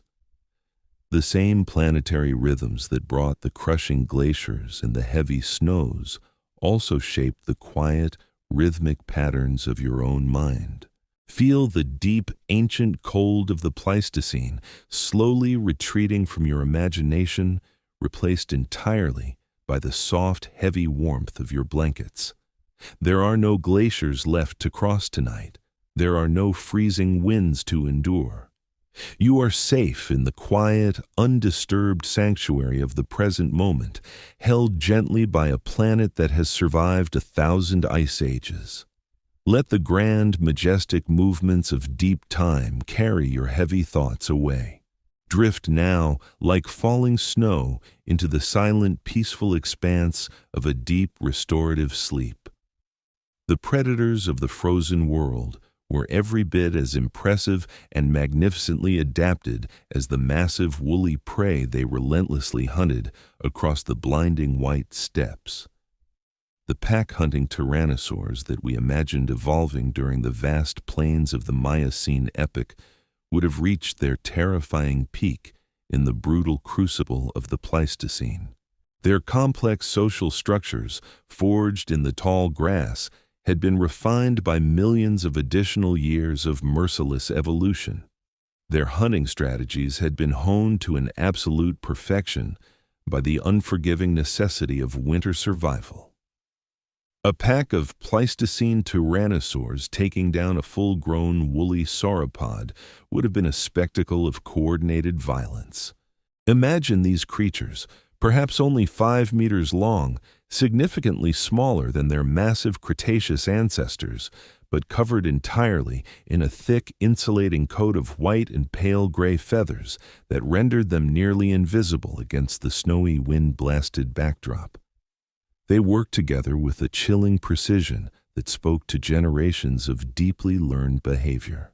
Some individuals would act as drivers, pushing the massive prey toward treacherous snow, while others actively cut off avenues of escape, and still others waited perfectly still in silent, freezing ambush. Smaller predators filled the other demanding niches of this frozen ecology. The feathered pursuit hunters of the dromaeosaur lineage would have been incredibly common on the open steppes, hunting in massive chattering packs that could number in the dozens, taking down mid-sized prey through sheer relentless persistence over the frozen tundra. Before we follow the heavy thundering herds across the ancient frozen land bridges connecting these vast continents, I must pause our journey for a quiet moment. I am Frank, the archaeologist, your dedicated companion as we navigate these silent, forgotten corridors of deep alternative time. I have been looking at our expedition records and noticed that an astonishing 71.9% of the fellow travelers who find peace, wonder, and intellectual sanctuary in these nocturnal explorations have not yet subscribed to the channel. If you find your mind relaxing as we unearth these lost possibilities, and if these stories grant you a quiet refuge from the frantic, exhausting pace of the modern world, please consider subscribing. Your gentle support is the vital heartbeat of this channel, allowing us to continue translating the silent, stony language of deep time into dreams that soothe the anxious mind. Now, let the numbers, the metrics, and the strict demands of your waking life blow away like loose snow on the ancient wind. Sink much deeper into the soft, supporting layers of your bed. Quiet your breathing until it matches the slow, ancient rhythm of the advancing glaciers, and let us travel directly to the edge of the freezing oceans.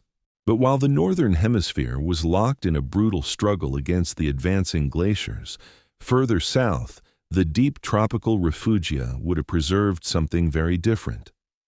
In the vast, humid expanse of the Amazon basin, deep within the tangled heart of the Congo, and across the scattered emerald islands of Southeast Asia, fragments of the old warm forest world would have stubbornly persisted. These equatorial pockets were kept warm by their geographical location, offering safe harbor even as the towering ice sheets buried the higher latitudes under kilometers of frozen water.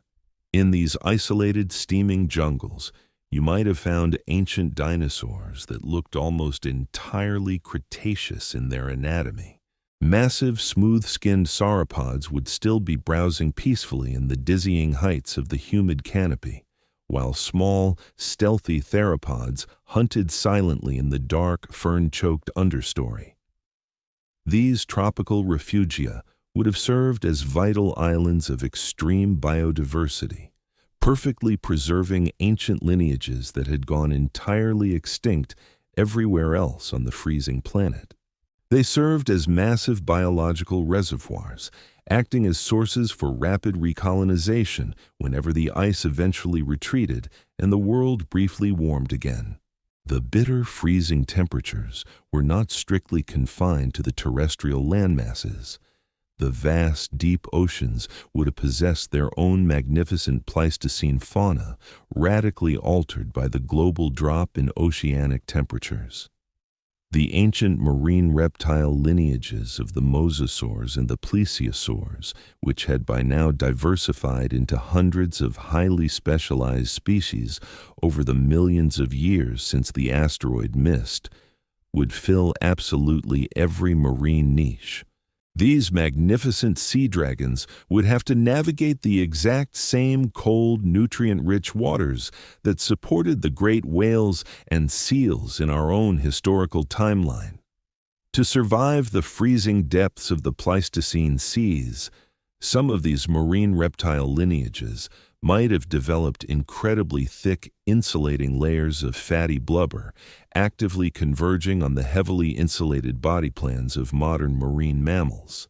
Others might have become long-distance seasonal migrants, endlessly following their preferred prey species back and forth between the warm tropical waters and the highly productive freezing temperate zones.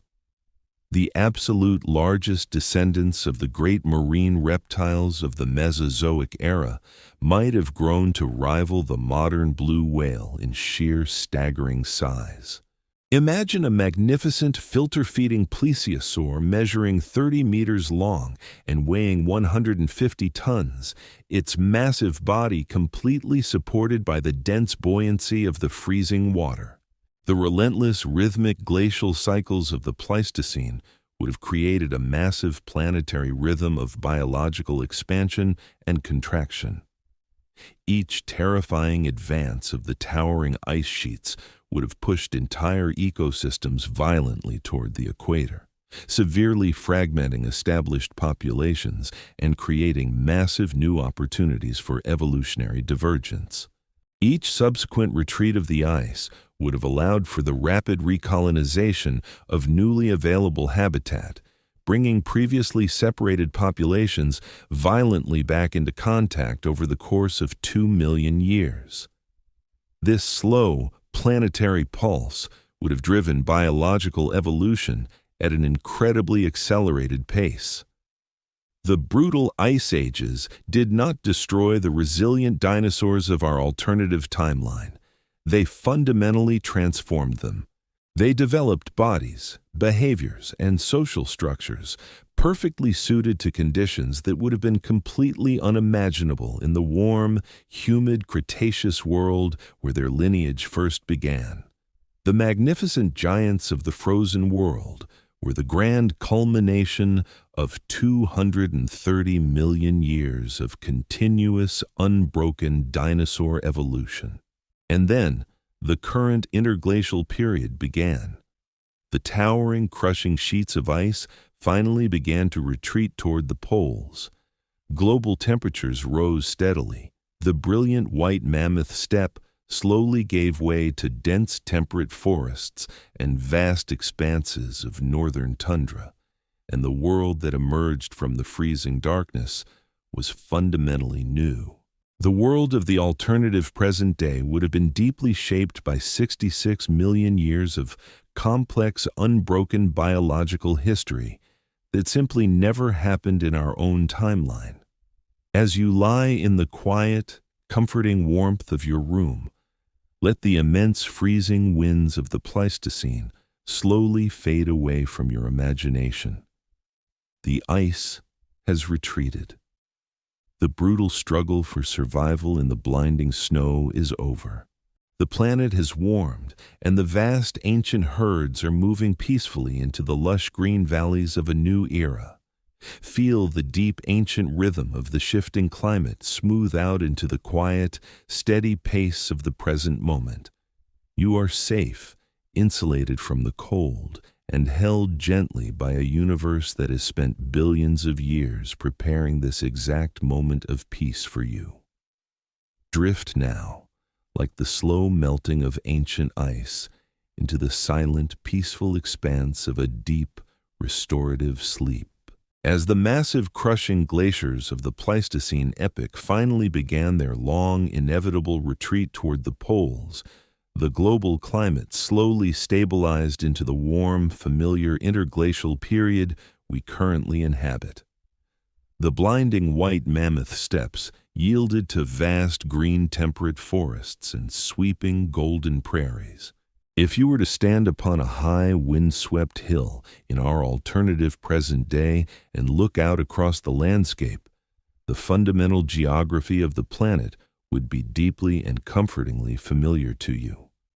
The very same majestic mountain ranges scrape the sky, the same wide, meandering rivers carve their way through the ancient valleys, and the identical jagged coastlines hold back the restless oceans.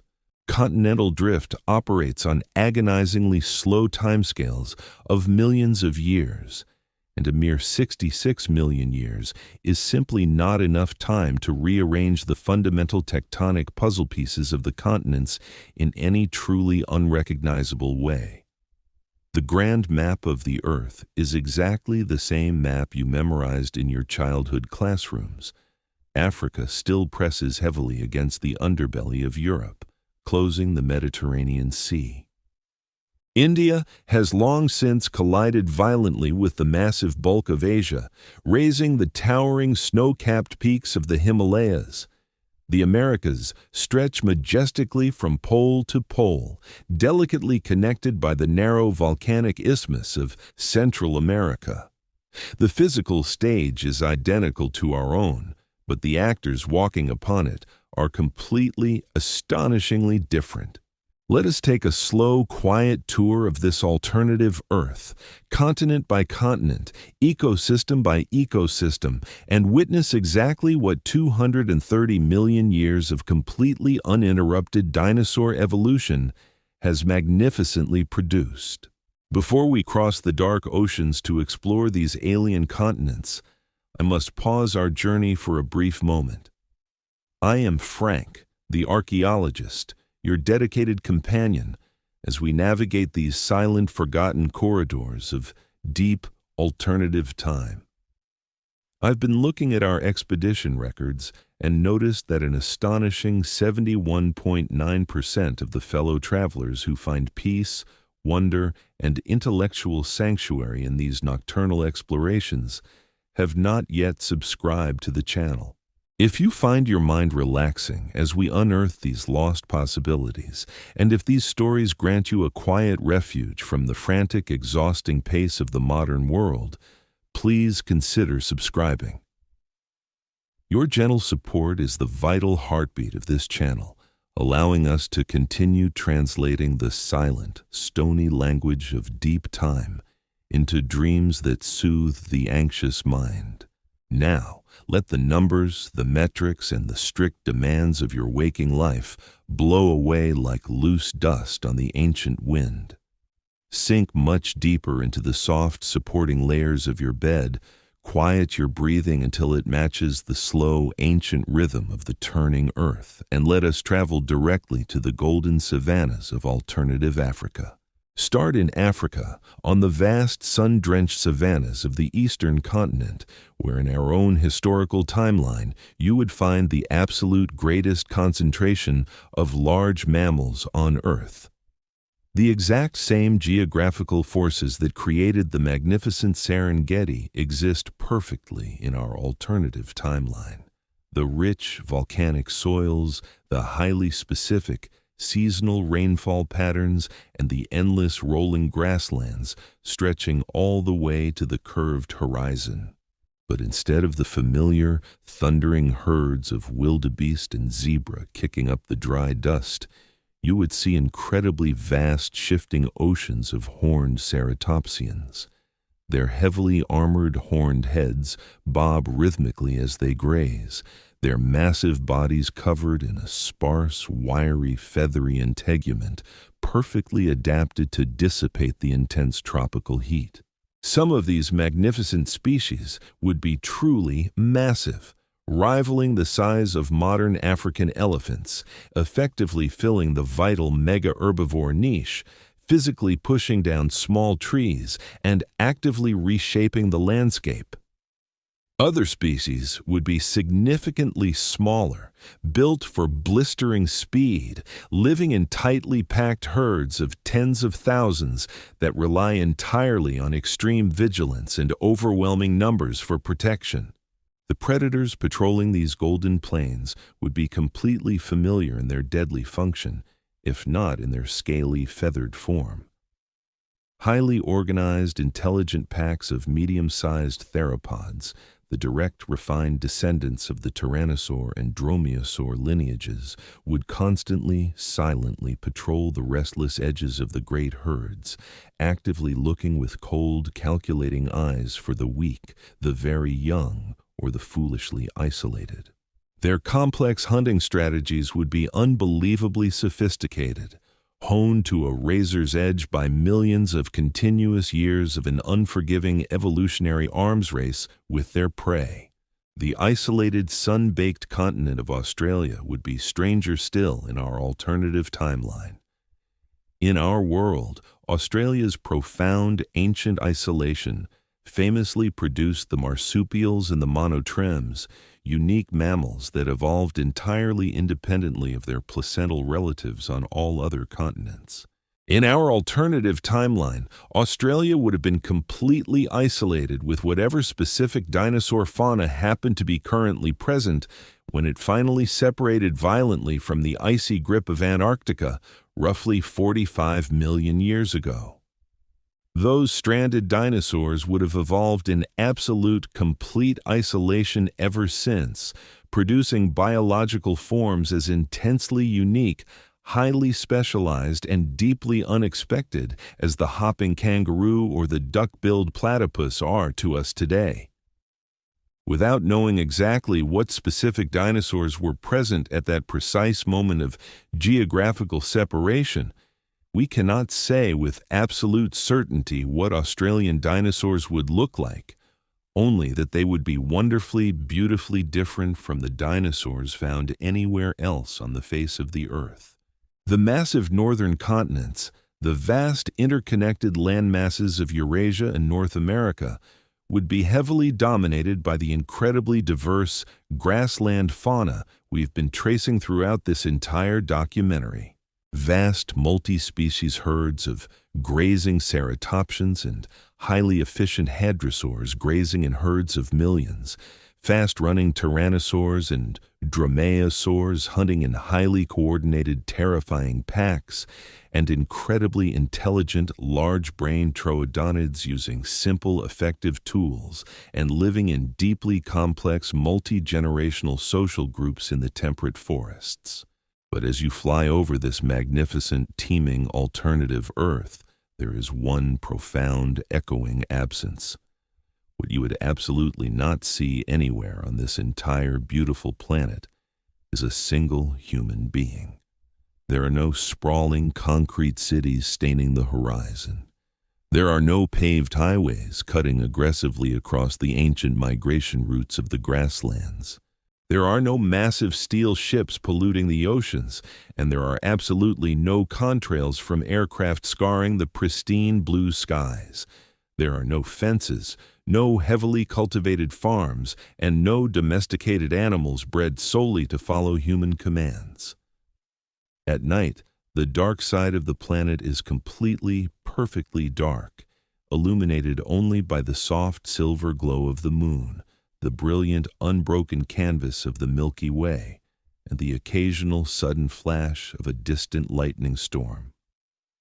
The world would be completely wild in a profound way that our own world has not been wild for over 10,000 years. Perhaps it would be wild in a magnificent way that our world was never truly wild, because even long before the invention of agriculture, our ancient human ancestors were heavily reshaping delicate ecosystems through relentless hunting and the mastery of fire. This complete absence of humanity would change absolutely everything about how the planetary biosphere functioned. Without human beings to hunt them, the magnificent megafauna would be exponentially more abundant than in our own timeline. The massive ceratopsian herds of alternative Africa might number in the tens of millions, their combined staggering biomass far exceeding absolutely anything we have ever witnessed in the mammalian world. Without humans to aggressively fragment and destroy natural habitats, ecosystems would remain perfectly continuous across entire continents, allowing for massive migrations and healthy gene flow on scales completely impossible in our highly developed, fractured world. The pure biodiversity of the planet would be significantly higher, not merely because the dinosaurs would still be there, but because the tragic, cascading waves of extinctions that human beings caused in our timeline would simply never have happened. And the planet's delicate atmospheric chemistry would be entirely different, too. No ancient fossil fuels would be burned, no billions of tons of artificial carbon dioxide would be pumped relentlessly into the atmosphere, and there would be absolutely no anthropogenic global warming threatening to destabilize the global climate. The alternative Earth of the year 2026 would still be safely in the slow, ancient grip of the Pleistocene Ice Age cycle, heading peacefully and inevitably toward another freezing glacial maximum in a few thousand years. Its climate would be entirely controlled by the indifferent, predictable laws of orbital mechanics and natural volcanic activity, rather than the rapid, destructive industrial emissions of a single, highly anxious species. It is a world that is perfectly, beautifully complete without us.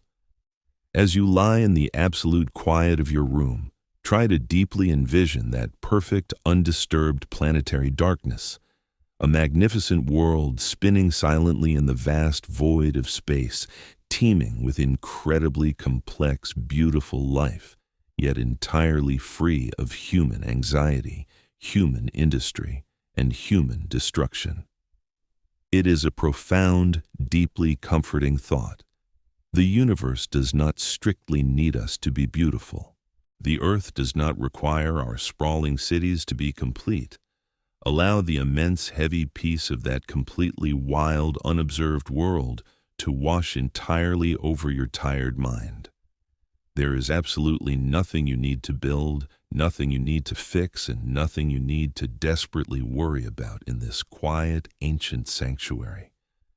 Let your breathing slow down to match the calm, steady turning of that perfect, untouched earth.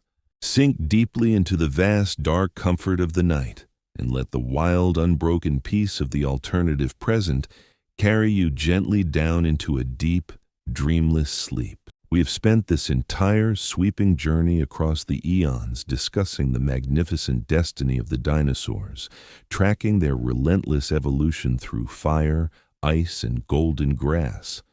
We have marveled at their staggering ability to adapt to every shifting climate the Earth threw at them over the course of 230 million years. But there is a lingering question we have not yet addressed directly, a quiet, nagging thought resting in the back of your mind since the very beginning of our journey. What exactly happened to the mammals in this alternative timeline? In our own history, the catastrophic extinction of the dinosaurs was the necessary opportunity for our ancestors. For 150 million years before the impact, they had lived entirely in the dark shadows of the reptilian giants. They were small, mostly nocturnal, and relegated to the extreme ecological margins. Then, the mountain of rock fell from the sky. The great dinosaurs perished, and the world was suddenly, terrifyingly empty. The mammals exploded into that vacuum, eventually evolving into wolves, whales, elephants, and us. But in our alternative timeline, that golden opportunity never arrived. Before we descend into the quiet, rustling darkness to seek out our lost, shadow-dwelling ancestors, I must pause to speak with you one final time. I am Frank, the archaeologist, your dedicated guide to the deep forgotten realms of ancient time. I have been carefully reviewing our expedition records and noticed that an astonishing 71.9% of the fellow travelers who find peace, wonder, and intellectual sanctuary in these nocturnal explorations have not yet subscribed to the channel. If you find your mind relaxing as we unearth these lost possibilities, and if these stories grant you a quiet refuge from the frantic, exhausting pace of the modern world, please consider subscribing. Your gentle support is the vital heartbeat of this channel, allowing us to continue translating the silent, stony language of deep time into dreams that soothe the anxious mind. In a world where the asteroid splashed harmlessly into the vast Pacific, the mammals certainly would not have gone extinct. They would have remained exactly what they had been for the previous 150 million years, small, incredibly secretive, and highly successful within their strict biological parameters. Over an additional 66 million years of uninterrupted evolution, they would have diversified incredibly, filling every tiny, specialized niche that the massive dinosaurs could not reach. The deep, quiet night would have belonged entirely to them. The dinosaurs were almost certainly strictly diurnal, active during the bright day and sleeping soundly through the dark night. Early mammals had specifically evolved their warm-blooded metabolisms and their enhanced senses of smell and hearing exactly to exploit this nocturnal opening. In our alternative timeline, the sprawling forests would come alive only after the sun had fully set. The dense underbrush would rustle with small, furry creatures living their entire complex lives in the moonlit hours between dusk and dawn. The vast subterranean world would have belonged to them as well. An incredibly intricate ecosystem might exist directly beneath the thumping feet of the dinosaurian rulers. Interconnected networks of dark tunnels would be occupied by countless mammalian species that rarely ventured to the sunlit surface. But here is a strange, deeply unsettling, yet profoundly beautiful thought for you to slowly turn over in your mind. If you are lying there right now, listening to the cadence of my voice, processing these words and imagining this vibrant alternative Earth, then the asteroid definitely hit. That is the ultimate inescapable paradox resting at the very heart of this entire thought experiment. The very act of intelligently imagining a world where the dinosaurs survived requires a highly complex, self-aware mind capable of abstract imagination. And that specific mind, your beautiful, anxious human mind, exists only because the dinosaurs violently died. Human intelligence is absolutely not some inevitable grand endpoint of biological evolution.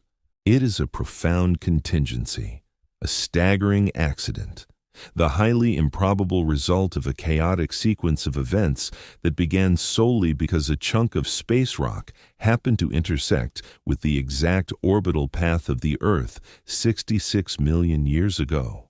If that 10-kilometer asteroid had missed our planet by a mere fraction of a degree, there would be absolutely no one here to ever wonder what might have been. Human consciousness emerged from a highly specific, never-to-be-repeated set of extreme environmental tortures.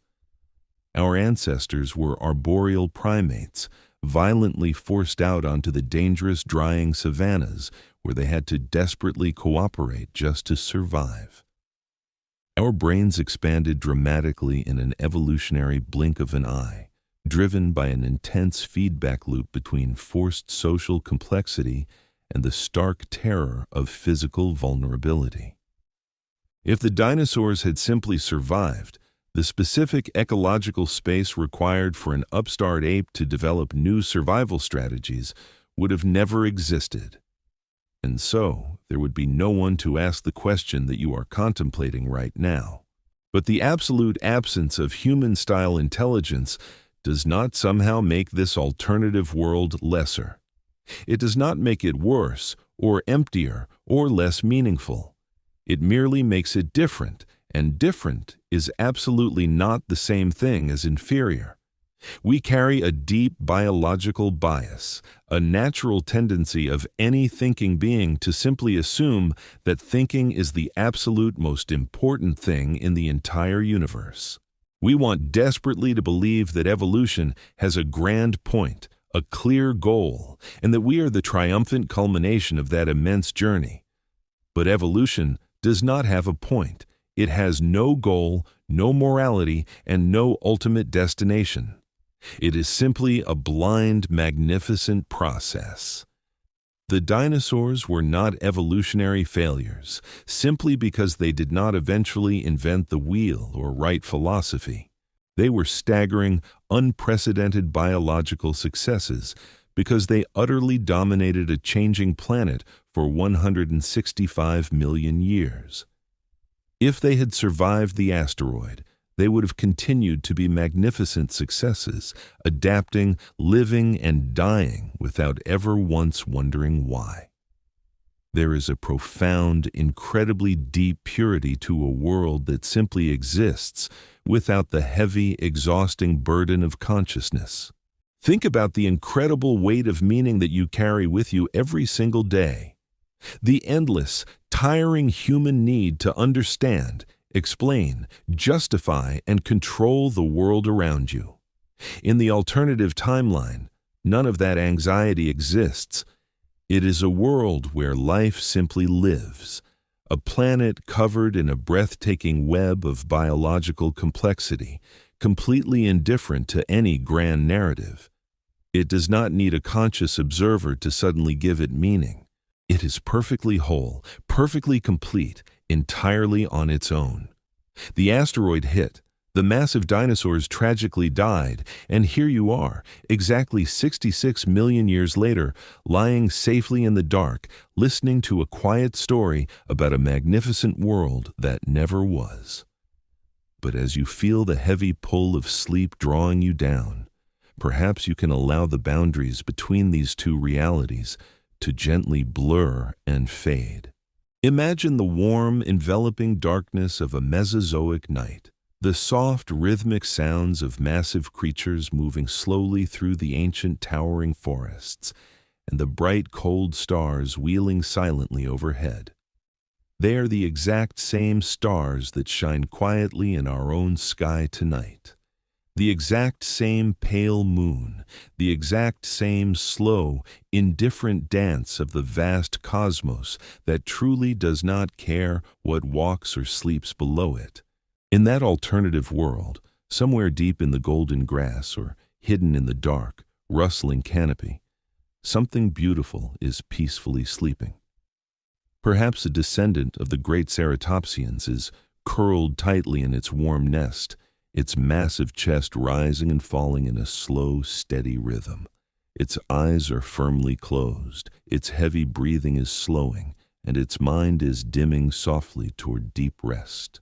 Two entirely different worlds, two diverging timelines, yet the exact same ancient night is gently falling over both of them. The great dinosaurs never once asked why they existed. They never worried about the future, and they never wondered about the violent asteroid that might have ended them. They simply lived, and then they simply slept. You can let go of the asking now. You can release the heavy burden of meaning, the frantic need to understand it all. Allow yourself to just be a living, breathing creature, resting softly on the surface of a quiet planet. Let the grand, unobserved peace of that alternative Earth wash over your tired mind. The long day is finally over. The ancient protective night is here. Drift now into the vast, silent, and wonderfully indifferent embrace of the dark.